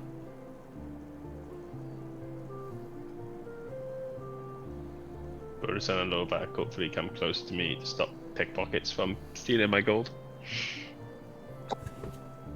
Yeah, we'll squeeze up tight. Yeah, just carry on, is it? Sure. I don't even want to check my points just in case it's gone now. Mike's rolling dice. I'm not. So don't be so paranoid. Who was it? Novak, Broderson, and... You've lost a shoe.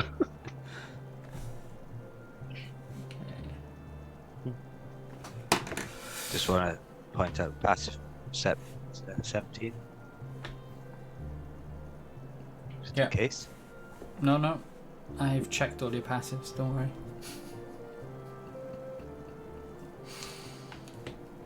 Okay. Alright, so what are you doing now as you sort of tucked up? The crowd's sort of pushing you a little bit, but they're slowly moving around where the goods are now coming up towards like sort of the more traversed right side of these checkpoints, and you can see that there's more than one of these checkpoints, almost like this is just an area where they're trying to make sure it's safe. But the foot traffic seems to still be flowing on the left side of these. What would you like to do?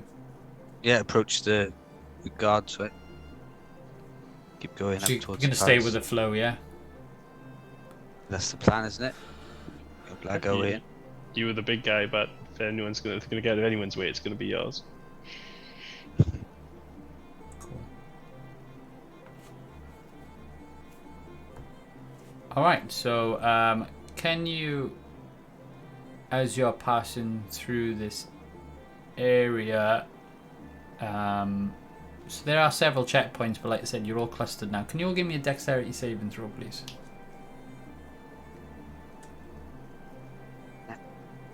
What's that?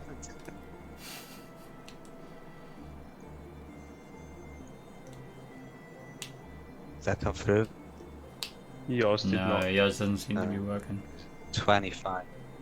Oosh. Beat me by 1. 24 for Drent and 8 for Broderson. Okay.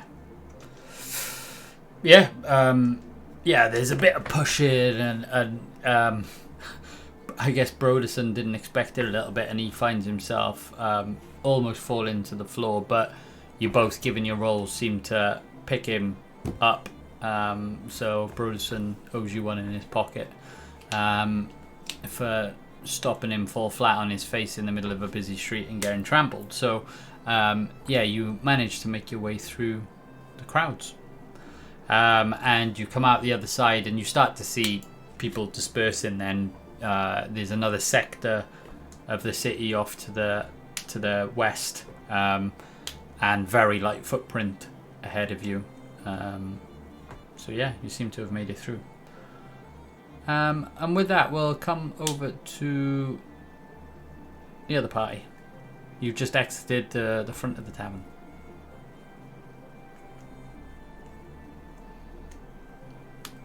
Okay, good. How you feeling? Feeling pretty good. I think we just head towards there, and yeah, I mean, how are you feeling, Cuthbert? Yeah. Okay. We've got we've got some purpose. We're looking. It's the closest we've been to getting out of this realm. So I mean, part of me wants to go back to the mask shop on the way, but I think but I don't think we got time for that right now, right? I mean, we gave the money back to Gent, so I think everything there's out of our price range now, right? Good point. Okay, let's just head there. We'll just stick close together. You know, we will walk. I think. What do you think if we just walk like in a line? You know, like I don't want to draw too much attention to ourselves. We want to go. You flanked by us, but maybe us slightly behind you, like a kind of little triangle. Do you want to go in a straight line? But yeah, I was just gonna say, don't feel like, you know, like I don't want to overdo the whole, like, you know. Yeah, let's just do it in the line, and we. Okay, I'll lead the way. Olga can watch your back, and as long as we're looking purposeful and confident, I think we'll do all right. Yeah. Let's go. So can you throw me some perception checks? As you head around the corner and into the street, you again see it's like, you know, there's a footprint of traffic, but it seems to be a bit quieter than what the other group expected. Bear with me a sec. It seems to be what you're ascertaining. It wasn't like this yesterday. It seems to be a little bit more interest today, perhaps because of what's going on in the palace. So the footprint seems to be a little bit heavier in the area. But you can see that, based on Grizz, what's come through? What comes through for you, Cathbad? Sorry, I've just rolled one for Cathbad. Apologies, my browser's running really slowly. Has it come through? No, but you can tell me where they are. It's fine. Oh, it's still rolling, that's why.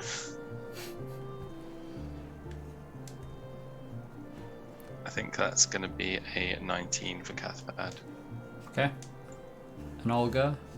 It doesn't matter. I mean, you're all going to see the same thing because you rolled pretty decent there. So you noticed the crowd up ahead, so it did get a little bit jammed as you sort of come out, but the other group were ahead of you as you were sort of contemplating your plans, etc. as you were coming out, and the crowd has started to disperse a little bit. The traffic has seemed to have gotten through. The first group just went through at a bad time, it seems. So yeah, still, you know, groups of people, but not huddled like penguins.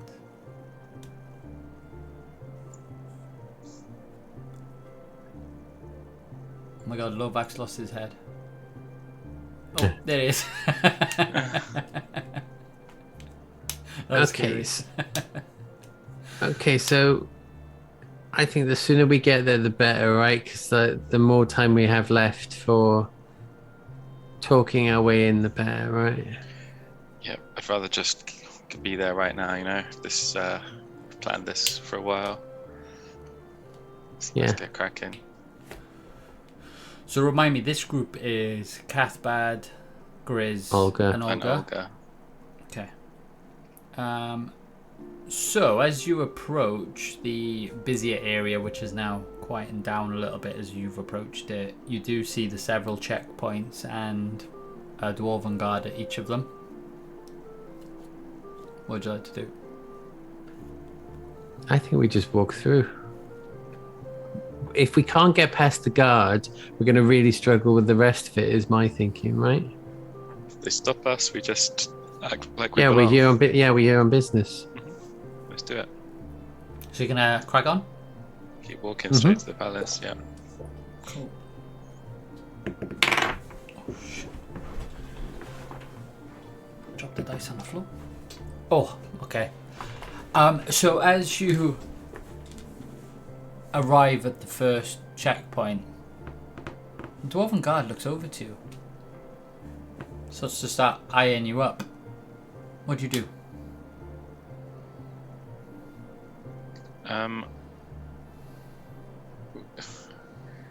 Ignore him.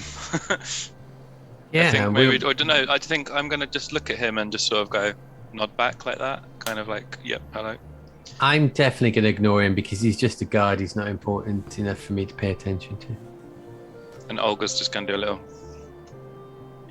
So, Olga and Cathbad, you both acknowledge with a head, yeah? Yeah, but almost like a yep, hi, and then carry on kind of thing. An empowering nod, yeah? Yeah. Give me a persuasion check, please, with advantage. Both? Mm-hmm. Okay. And it's only because, yeah, you've acknowledged him.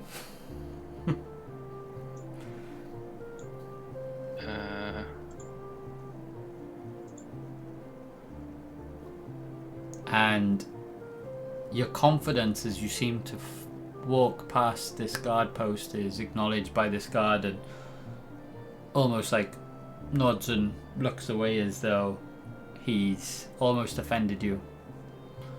As you carry on flowing through the past the first guard post, and the street does get a little bit thinner, so the traffic does start to thin a little bit. Are you continuing to walk through? Yeah. I think we just stay purposeful and stay walking confidently. Yeah, we know what we're here to do, right? Okay. Can you give me a dexterity save and throw, please? Dex saving throw.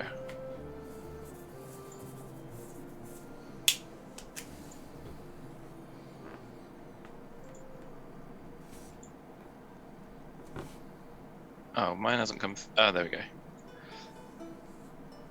So Olga had a 7, you had a 17, yeah? Yep.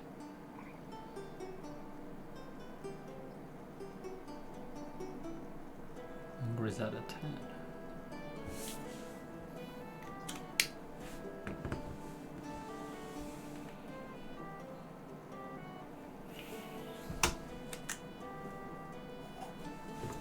Okay.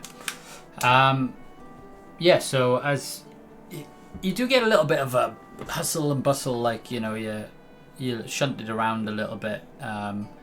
Again, it's a little bit tight in this area, and people are reluctant to go over to the right hand side, where the floor has been muddied a little bit from the heavy flow of traffic that has gone through. So hence why you all seem to be a bit corralled into the more stone cobble that is underneath your feet. But yeah, you make it through the remaining checkposts and out to where the street then starts to once again dissipate. So far, so good, Chris. Yeah, I think that nod with the guards did the trick. I'm gonna throw in a couple of just knocking my staff on the ground as we walk, just to give off an air of confidence. Yeah, I think confidence is everything in a situation like this, right? Yeah.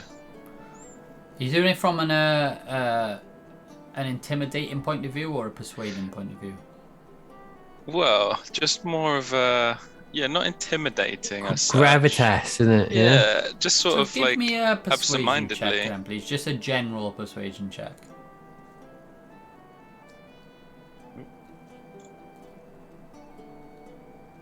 Went from 0 rolls in the first hour and a half of this session to like 1 million rolls in the first half hour of the second half. So yeah, so you start to bang your staff on the floor, creating a little bit of tension for yourself actually. Great. And people do seem to be looking. It's more just like, trying to be sort of absent-mindedly looking confident, I guess. But okay. Yeah. The roll was I not mean, great. you don't see any issues. You just seem to be raising a bit of attention because the knocks are sort of echoing around the sort of buildings around you now. Yeah, that's all right. That's okay. Yeah, we can cope with that. Okay. So we'll rejoin the first group, who you have seen are probably only around 100 feet ahead of you at this point. We see Lovak's furry head through the street. Yeah. So we'll return back to Drent and Lovak. Just keep following the route. Hopefully, as you said, it's clearing up now, so we can get to what I would imagine is the entrance to where we're trying to get. As a point of note, Mike, Lovak, are you like 7 foot tall? Just under, yeah. Just under, and the dwarvish-looking folk around here are about what, 5 foot tall? Is that about right, Mike? Yeah. So it is. So it is like that. Lovak He's towering. Yeah. Okay, that's amazing. But also, it's not just dwarven folk. Remember, there are a mix of Yeah. races here, so there are less common humans, but you've also seen giant elementals. Yeah, but they are double again, aren't they? But so Yeah. so just Oh, have a stone little giants bit. are obvious. You can hear them coming as well because there's a. You get off the street when they are there, right? Like, Yeah. take And a actually, nice walk around. You may have noticed one of them perhaps walking alongside the carts because that trodden, messy area they don't give a shit about. Okay. Okay, so as you sort of break your way up towards the palace, the streets have started to clear now. There are. Give me a perception check, please, all of you.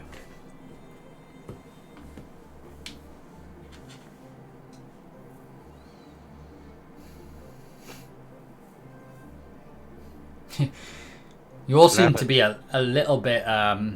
Yours has come through this time, which is great. Cool. You all seem to be a little bit, distracted having just come through that. I think you're almost like checking your bags and pockets. Oh, I'm definitely checking my pocket. So as you're sort of distracted by that, you all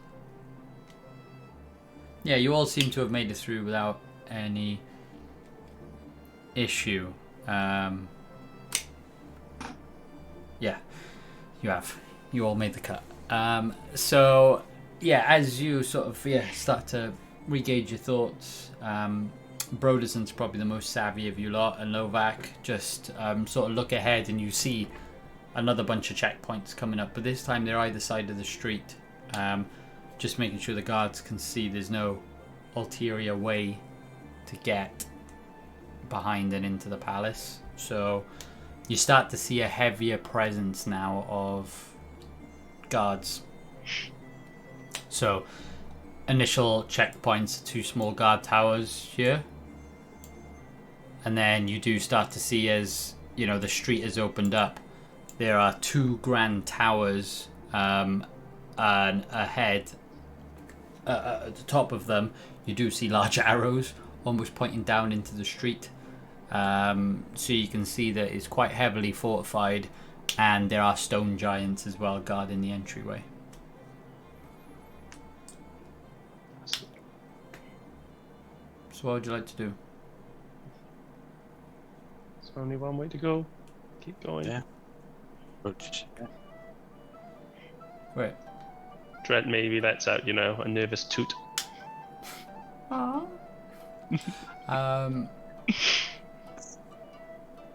So you start to head up, and you're acknowledged by the 2 initial guard towers. What'd you do in response?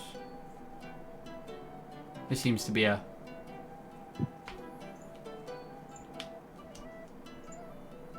Lovak's at the front, yeah? Like a let us in kind of look. Like, we're here, open.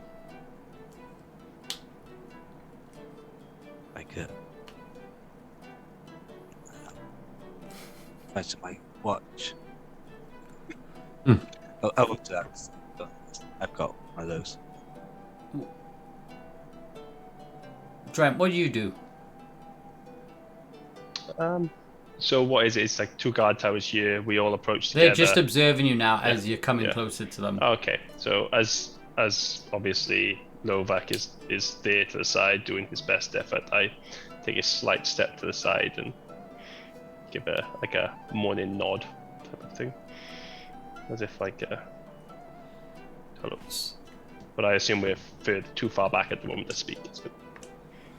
Yeah. So the guard tower to the right sort of acknowledges you, but the guard tower to the left instantly notices Lovak towering above anyone else, and is a little bit. Like, he doesn't know if he's like scared or not. Is that kind of reaction of, oh my god, what is that? It's not a giant. It's not a dwarf. You know, it's like it's a dwarf. He doesn't know what it is. So he shouts over to the other guard post. What's that? Should we challenge? I mean, I don't know. And it seems to be a little bit confusion as, they come out into the street and stop you. Who are you then? What are you doing here? As they do look at Lovac and they're a little bit looking at you, Drent. I step out from in between them both and say, please excuse my large friend here is confidence in image of looking at you is slightly less than ours. We are here for the auction. Do you want to give me a persuasion check, please? As they're still like looking between you and looking at Lovac, but in a little bit of fear. 27. I'll try and smile. Oh god, is that with disadvantage then? So as you persuade and they look over to the grinning smile, they're like, yeah, carry on. It's like, I'm not paid enough for this shit. So, yeah, have a nice day. I hope Novak is like all teeth. As they let you through, say, and they say the guards will just check your entry on the way. But carry on. Thank you. Good day. Cool. And as you start to move past these guard posts, you do see a statue in front of you, and yeah, it appears to be a towering statue of a large, almost like, I don't think any of you would have seen a being like this before. No, you wouldn't have.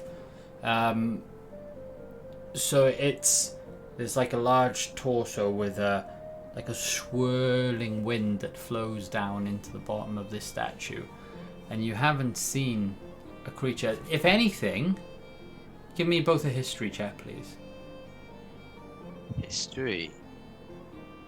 Just to recall your memories, yeah. 17. Yeah.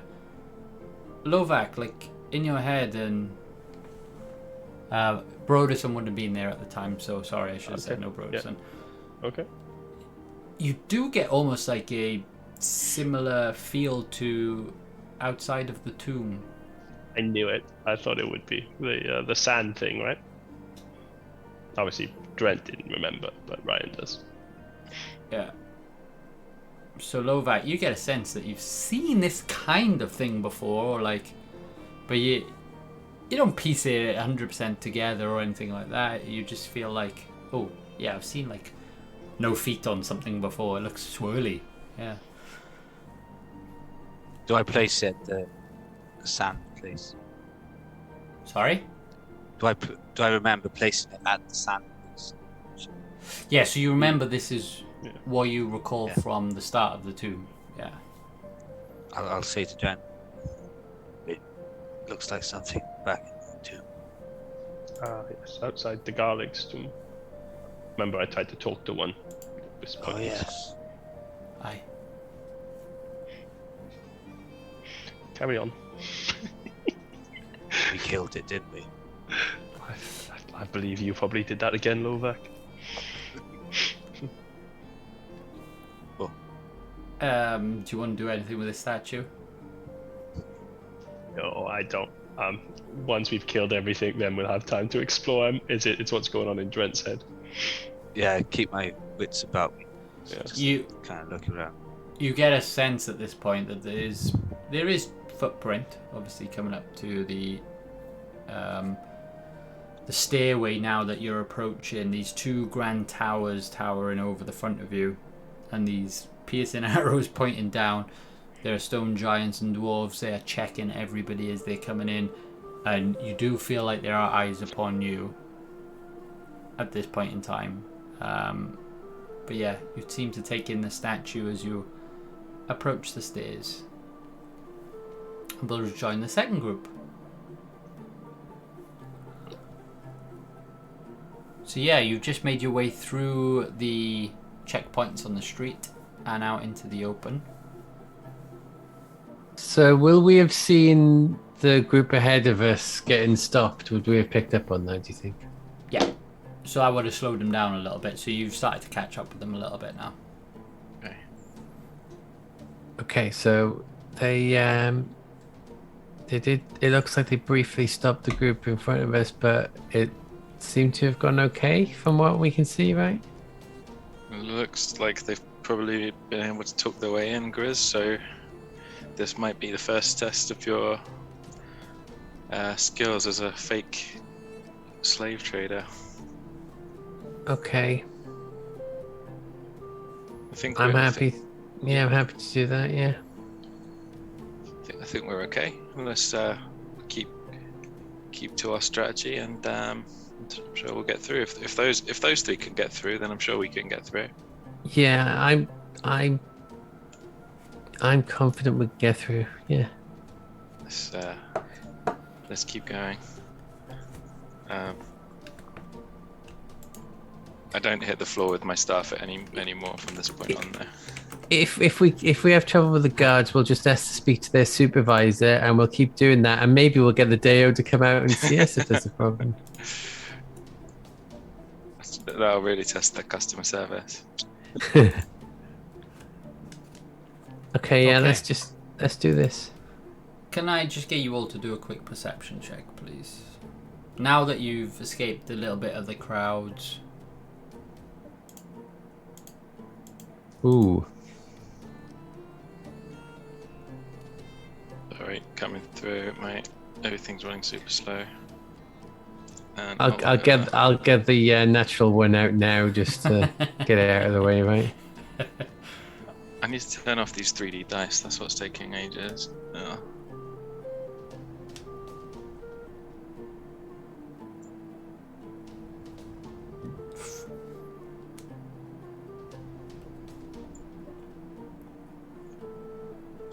Okay. So as you pass through, yeah, Grizz, you feel lighter, so you start like tapping yourself, but you're a little bit confused because it was like a little bit of a sort of a busy street area. Honestly, I'm carrying a 66-pound gem, so feeling a bit lighter would probably help right now. But actually, I think it was more paranoia that was going through your Okay. head. It was, you are totally self-conscious about the gemstone that you have on you. I do want to check something. What else did you have on you? Sorry. Just the stuff I normally have. I don't wear armor or anything, do I? So I've just got a No, you're backpack quite and light, my aren't you? yeah.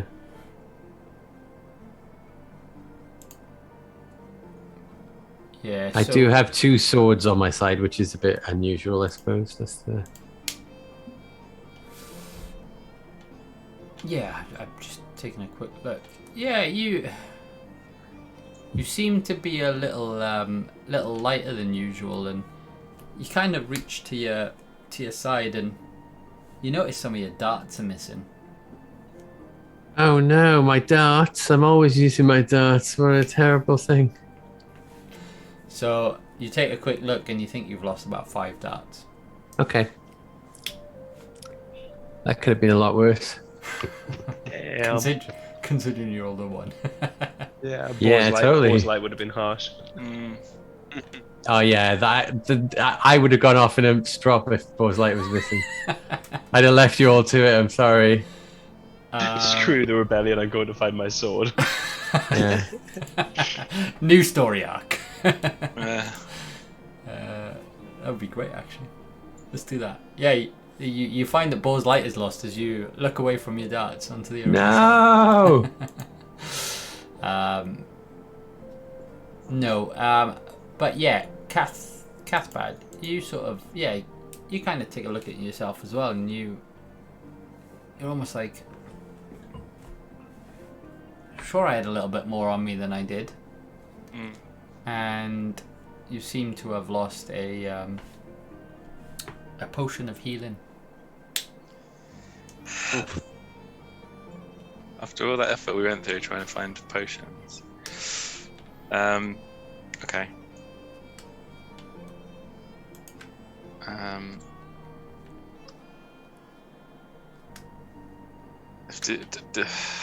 I've lost something as well, Grizz. I'm sure I had a bottle of some healing potion on me, but maybe we should have been keeping our wits about us. There seem to be some unpleasant folk in these streets, and I'm sort of a little bit flustered by it. Yeah. I think we just try and keep moving for now, right? And we'll track down the people who did this later. Yeah, agreed. I'll know those darts. If I see those darts, I'll know from anywhere. They were so important to me. You start to see Olga panicking though. She's like, my book is gone. My book has gone. Yeah. What? But the book, the accounting book. the accounting book, was the one she had out in her hand. In her hand or in the bag? No, she was carrying her accounting book. So the book from the bag is gone. Well, her spell book. Oh, that was the spell book. No. Which one was in the bag? It was just. Hang on. It was I just. thought a book. you put the accounting book in the bag. No, she took it out of the bag to carry. But the spell book is about a person. I thought she had two books on her. One which was your accounting book and one which was the spell book. Yeah, so two, the but accounting, yeah. The accounting book was in her backpack, but she took that out to carry, and the spell book's just in her normal pocket. You can't take a few darts off me and then take a spell book, Mike. Come on. No, I thought you said you the put the accounting book in the backpack. So it's in the backpack in her character sheet, yes. But then that was the one that she took out to like pretend to be using as her ledger or whatever. Oh, okay, sorry, I didn't realise it was in her hands. Okay. Yeah, so she's got it in one hand and then her staff in the other hand. And her spell book is in her waist. Yeah. Whatever equipment counts as, I guess like belt, pockets, sash, kind of thing. Inside the robes, maybe who knows? In the pockets, yeah. As deep as it can be, so nothing nothing gets stolen. Yeah, Stitched in, I think it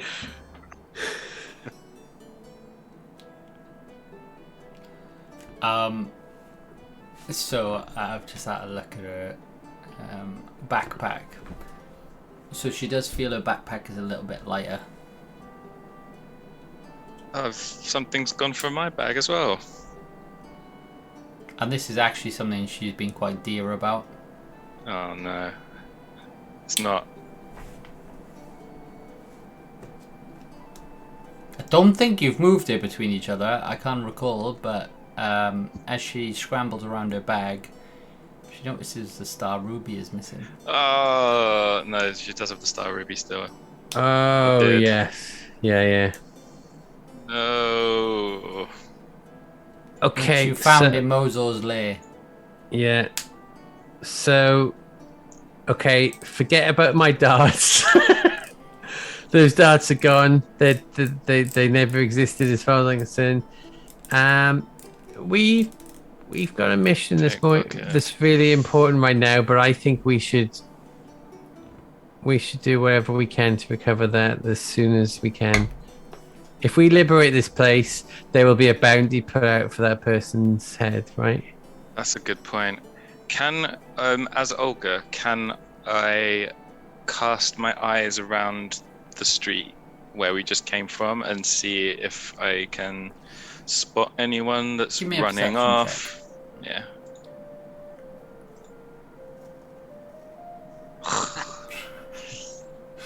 Uh, No, and she It- loses something else. as you look back, you feel a little bit lighter.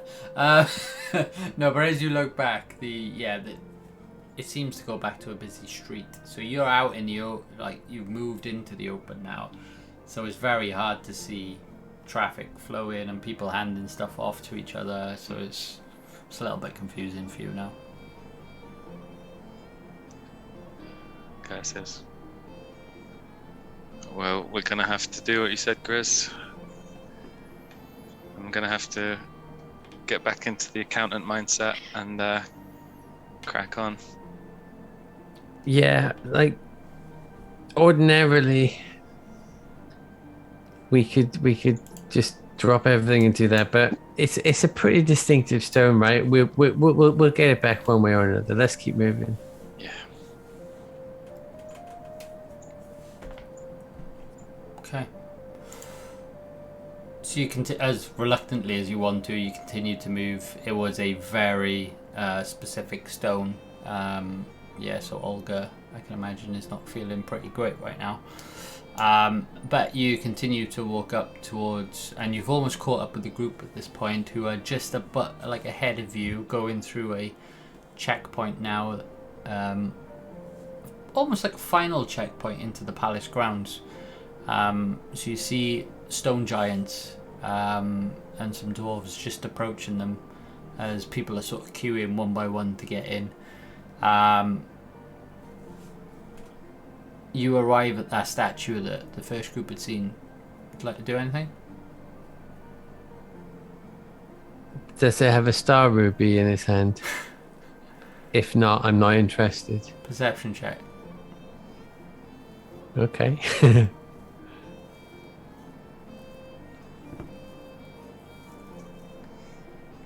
So you look at this creature and it is holding a gemstone.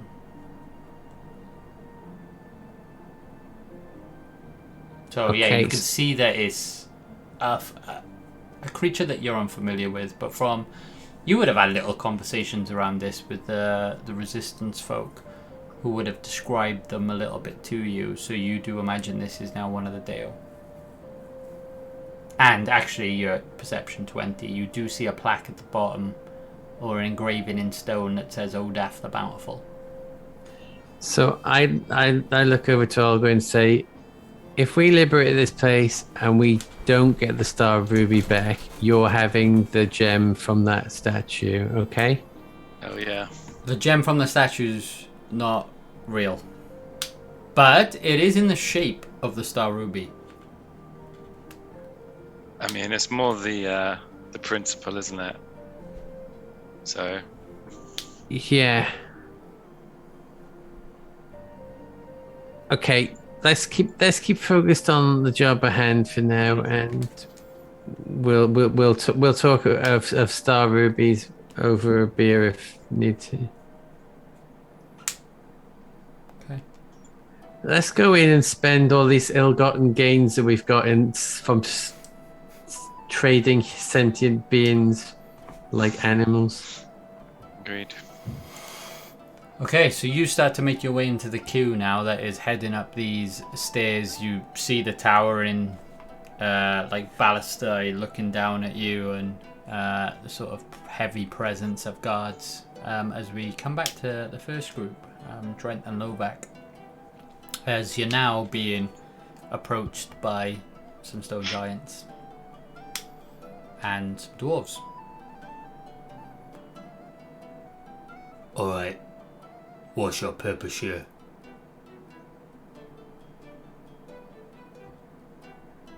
I once again, yeah, I'll step out from behind Lovak and say, hello, we are here for the auction. What auction? The auction at the palace today. Which one? The buying of slaves and employees.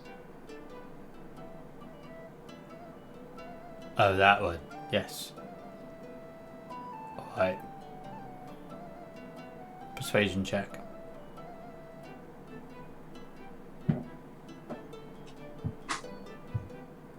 21.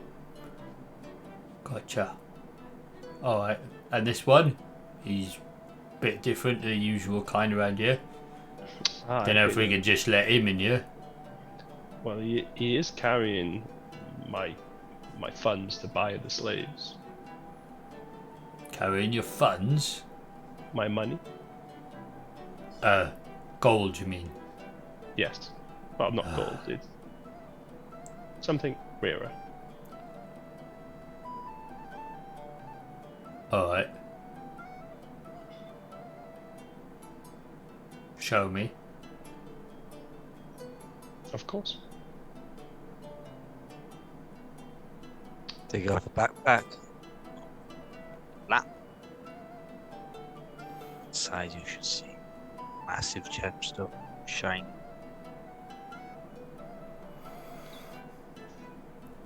Ugh. Oh, I don't even need to make you roll. Just carry on. Thank you. And as I go, I would like to give him some gold. 10 gold. Thank you. Carry on. Don't linger though. Got a queue to deal with here. We shall be on our way. Don't cause any trouble. I didn't check your bag properly. Wouldn't think of it. So yeah, you you seem to make Yeah. it through quite easily. That gemstone was super exciting, by the way. So as you carry on through to the, because you got a 66 pounder, haven't you? Yeah, the big boy. Yeah. No, You got the no, there's 100. 100. Yeah, £100 is low. Oh, you got them both. No, no. We had the big one. Yeah. No, that's I got the 66. No, the There's big one one's that's 100, isn't it? 66 and there's one that's 33. They total 100. Oh, right. Okay. Oh. Oh, let's put a bit of pep in my step anyway. So So you oh yeah, sorry if that wasn't clear. So yeah, you start making your Now way, he's feeling like yeah, now I feel like and the palace, like at this point, becomes a little bit, I don't know, quite ambient, quite nice, quite exciting. You see the yellow hue almost for you both just seems exciting, invigorating. It makes you feel a little bit warm actually, and there is a slight resonance of warmth. I mean, you've already been warm since coming here. There's been perspiration, everything, because you know you're stuck without any natural air, but it does seem to be I don't know, almost like an air conditioned feeling in this place. So you start to feel a nice cool breeze against your skin, a nice relief, as though, why haven't I not been living here this entire time? And yeah, the grand awe of the palace ahead of you there, while it does look quite defensive in nature,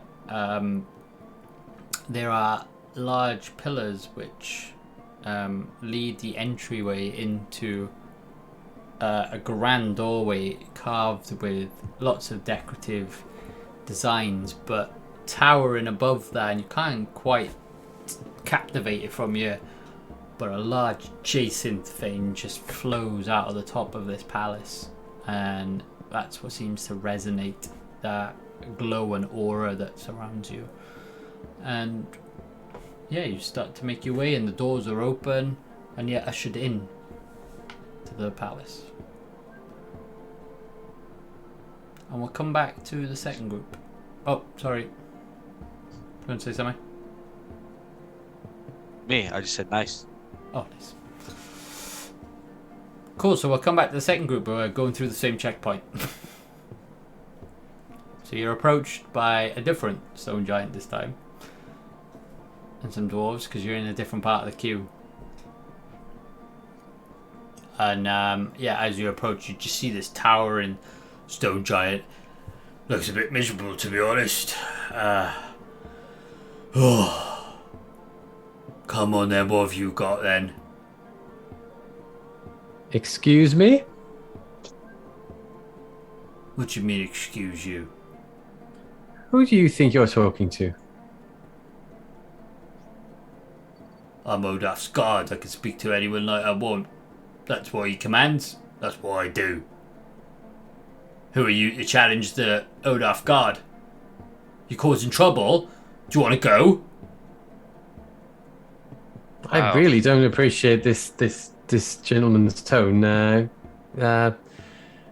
Cathbad, is this normal for this plane for guards to be so insolent to their Are you betters? going to show me what's in your bags or not? Just 1 second, please, guard. Yes, sorry, my liege. Yes, guard, we will show you what's in my liege's bag here. But we're just not used to the kind of tone that you're taking with us. Please. Absolutely. Usually, when I travel, people address my people rather than me directly. You know, I feel quite taken aback by this. Thank you very much, Cathbad. As always, you are my high protector, and I wouldn't be able to get through these situations without you. So very much appreciated. No problem, my liege. Let me give this guard a short glimpse at our collateral.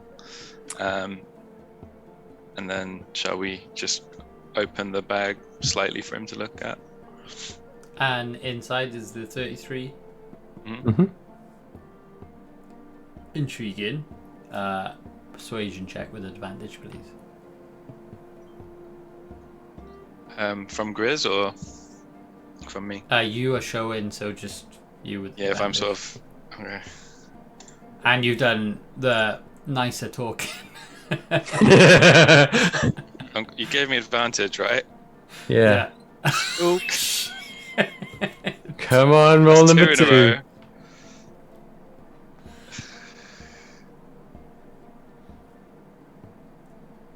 row. You seem to be a little bit nice, but this one seems to be a little bit arrogant. I think we're going to have to go check you a little bit further. How about you both come off to the side here? This is all rather irregular, I feel. So, I don't care. Olaf pays me to make sure he's safe. I don't care if you're does he noble pay or you? not. How much does he pay you? Well, what do you think I'm worth? Well, I've got. He's some, trying to bribe a guardsman of Odaf. No, not What bribe. a You vulgar can land way of yourself phrasing in it. the mines for that. Just saying. What a vulgar way of phrasing such a transaction. Wow. Have you no class at all? I don't understand the issue, sir. We've obviously got some very, very valuable collateral in our bag here, as you've just seen, and we'd like to take our place in and make some bids in this fine event here. I mean, yeah. So does everybody else in the queue. I don't like this one's attitude by you. I'm not asking you to like my attitude. I'm asking you to like the color of my money, young man. Give me a persuasion check with disadvantage, please, because he really doesn't like your Okay. Persuasion with disadvantage. That's going to go well.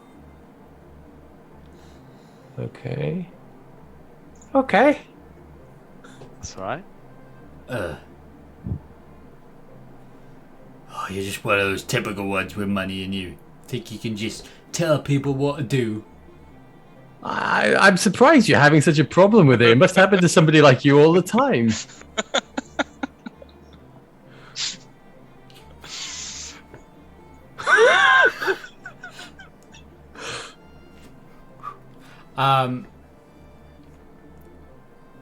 Not as much as you'd like to think. Good comeback. We don't get paid Can we a move lot. on now, We please? don't get Can paid we a move lot on? around here. Can we just move on? You don't want to spend any more time with me, and I certainly don't want to spend any more time with you. I have an auction to get to, please. Okay, last Please, check. move Last on. persuasion check. That was quite good, so with advantage. Okay. Persuasion check with advantage. Okay. just as an aside, I'm thinking up Plan Bs here. Thank you, Cathbad. My usual. Oh! Plan B, Plan B, Plan B, Plan B. Look, you might think you're one of those snotty, rich ones who can get away, but hey, we do a job here and it's dangerous, alright? And I don't take snivelly little, chuck you out. At this point, you out. Olga steps up. Oh, can I ask my accountant to speak to you on this matter? Because as you can imagine, I occasionally have friction with people. Olga comes to the guard. I don't know if this is good. Sorry. And says, "Oh, excuse me, guard. It's quite funny that you've stopped us, don't you think? Very funny."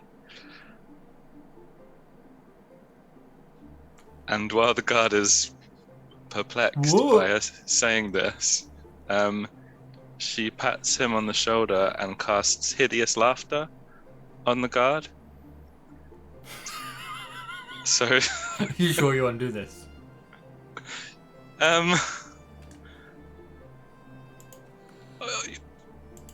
Well, all it's going to do is make him start laughing, and then we can just walk off, right?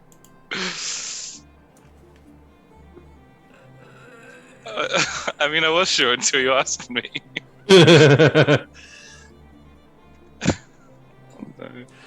Olga, There's so much at stake. Olga, just give the man 20 gold and we'll be on our way. Okay, fine. Olga withdraws her hand. It lasts a minute, you know that, don't you? Yeah. Olga, just give this man 20 gold and we'll be on our way. I'll tell you what. I'm gonna say at this point, you've caused quite a fracas, and the other group weren't that far ahead of you. So can I just ask Lovak, Broderson, and Drent to give a perception check, please? As the giant fallen on the floor laughing, because if it has, I think we all see it. No, I pulled it away. Okay, thank God for that. 11. 11, Do you want me to do one for Broderson as well? Yes, please. Alright. Lovak, you turn back and you do hear a little bit of a kerfuffle, and you do notice your other group is being pulled to the side. But Trent and Broderson are totally oblivious. We were always going to be the loud team. They shouldn't be too surprised by that, right? I'll just look back and just look at them. This is yeah, okay. As Cathbed, I'll say, look, this is all going a bit too far, sir. How about I can interest you in one of these jewels I have about my person, and I have a what have I got? I've got an onyx, which is worth 50 gold. How about we just call bygones, and we move on in. As you can see, we are a group of wealth and taste. Persuasion check, please. Persuasion. Come on, That's not great. Oh! Well, that's a start. What other gems you got in there? I can give you a bloodstone. Give me another persuasion check. This is gonna go on, by the way, until you roll something good. Yes. It's 100 gold, my good sir. That's, I mean. So you hand over the onyx and the bloodstone. He's not worth that, dead or alive, Cuthbert. I know, my liege, but unfortunately, needs must. I believe we've got some real bidding to do. Yes, there'll be no caviar for us tonight. That's what I'll say. He looks at you, Cathbad, and he goes, "Hey, this is why they need people like you." And he turns over to Grizz and said, "Hey, don't think I won't send you off. Those two can go in. You can just wander back onto the streets." So you're gonna Shut that mouth of yours. Yes, I will on this occasion. If you spoke to Odaf like that, you'd be in the mines. There we go. So at least we're all on the same page now. So let's we'll be off now. Thank you very much for your fine guarding service. And I'll tell you when Oh, you're good to go. These gems are nice and shiny, thank you. I'll put them in my bag. Well done. so You've we're saved okay your to little go. group from just wandering off back onto the streets. Alright? Now hurry up and get yourself in the palace before Thank I change you. my mind. Thank you. And And- Olga is pretend scribbling some stuff in her ledger because I've given away 2 gems. As you walk up the steps, you see Brodus, you see Lovak looking back at you, shaking his head.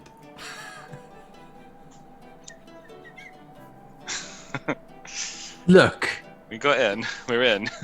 I look Like at a Lovak. clockwork. I look at Lovak and give him a, trust me nod, because like, if anything needs to go loud, that's my job, right? So if we're in there and we need to make a scene, cause a distraction, that's my job. I'm just doing what I'm supposed to be doing. Yeah, I'll look at my sword. Like, I convey all that in just a look, because I'm like that. But you know what I'm saying, though, Vec. You know what I'm saying. yeah, we've been adventurers. I understand. Mm-hmm. Yes. But who opened up the menu and ordered dickhead? I didn't realize people in this realm had such chips on their shoulders. Yeah, he's got a real class consciousness issue going on there, hasn't he?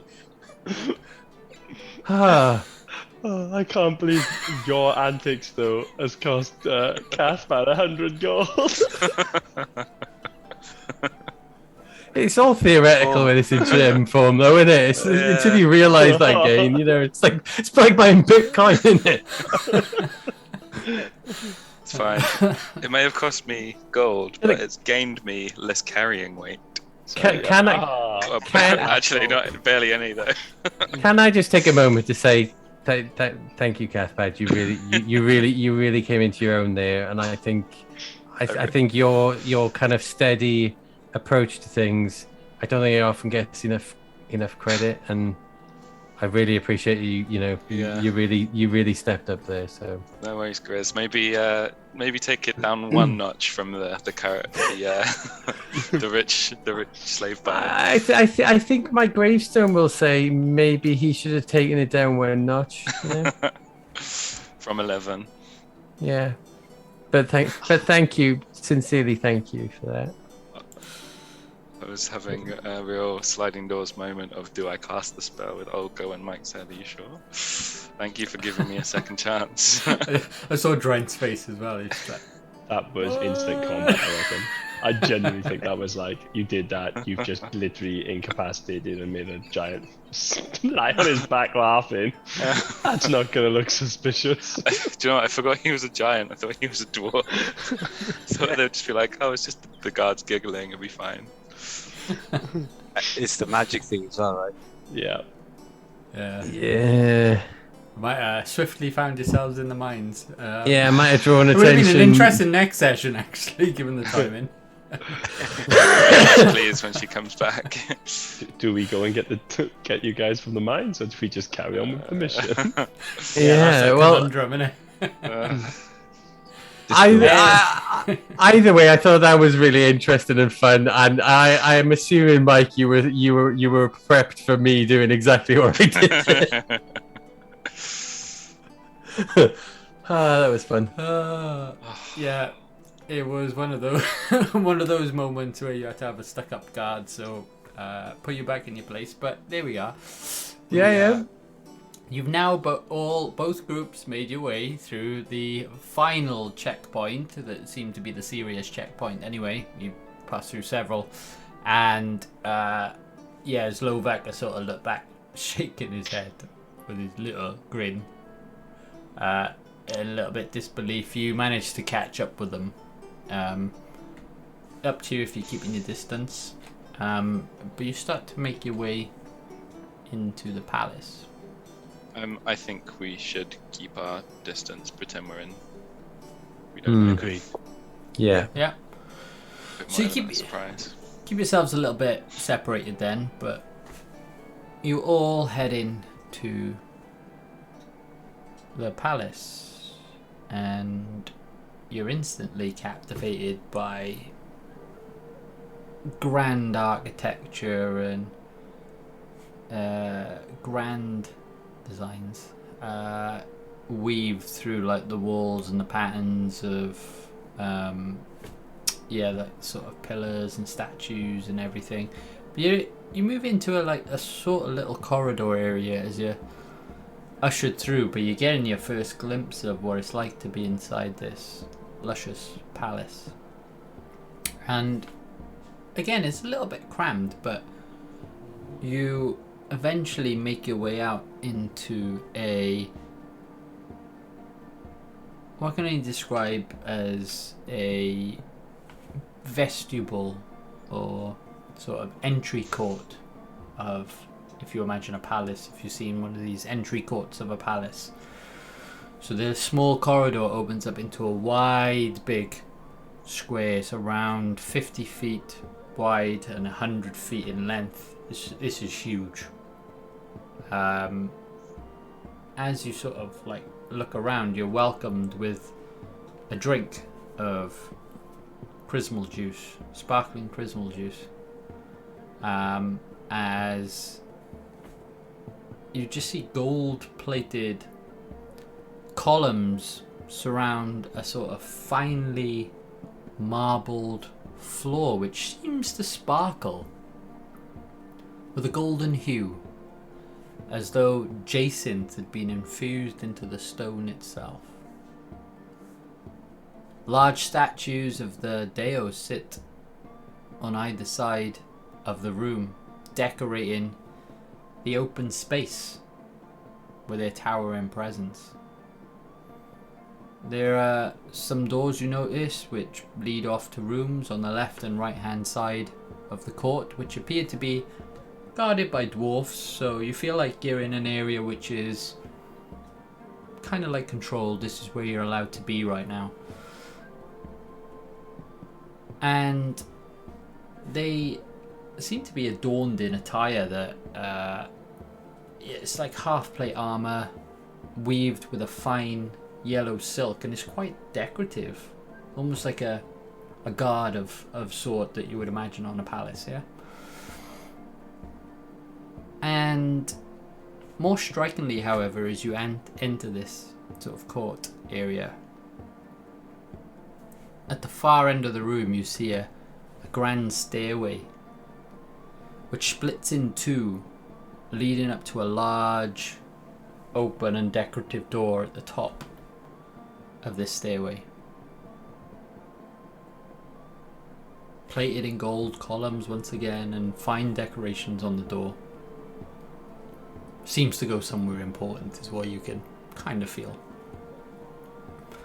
But beneath this, two stone giants maintain guard as you see another stairway at the center leading off to an area down into the palace. So you can't quite see where it goes, but essentially what you have in the center is a stairway that goes down and then a stairway which goes up. But there are two stone giants guarding this doorway down.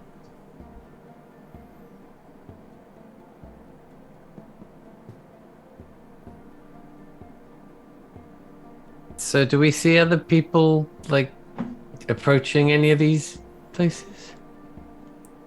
Give me a perception check, please. And anybody who wants to take in the surrounds as you are right now.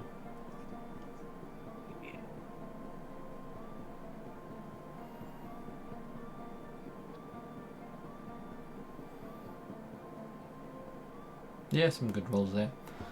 So, yeah, as you're all sort of taking a look around, some of you, I guess, taking the chrismal sparkling chrismal juice, some of you not. Yeah, you start to see people are scattering around this courtyard, and some people are making their way up the stairs.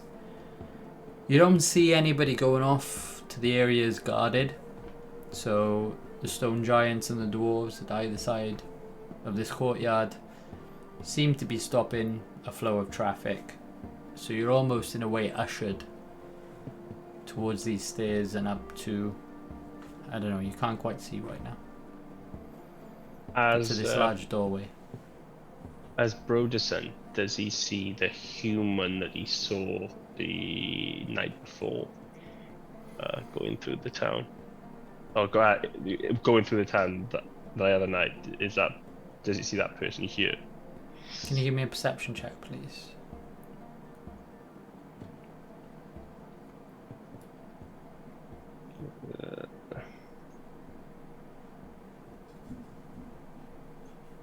Oh, 11. Damn. Okay. As you've just sort of entered, you're on the far side of this 100-foot courtyard, yeah? As Broderson looks into the distance towards this stairway which everybody seems to be ushered towards, he does notice a familiar face. Seems to be peering over, looking towards the crowd, heading towards this stairway. Okay. I'll leave that bit for Broderson to figure out for next week. I don't know what everything he understood about it.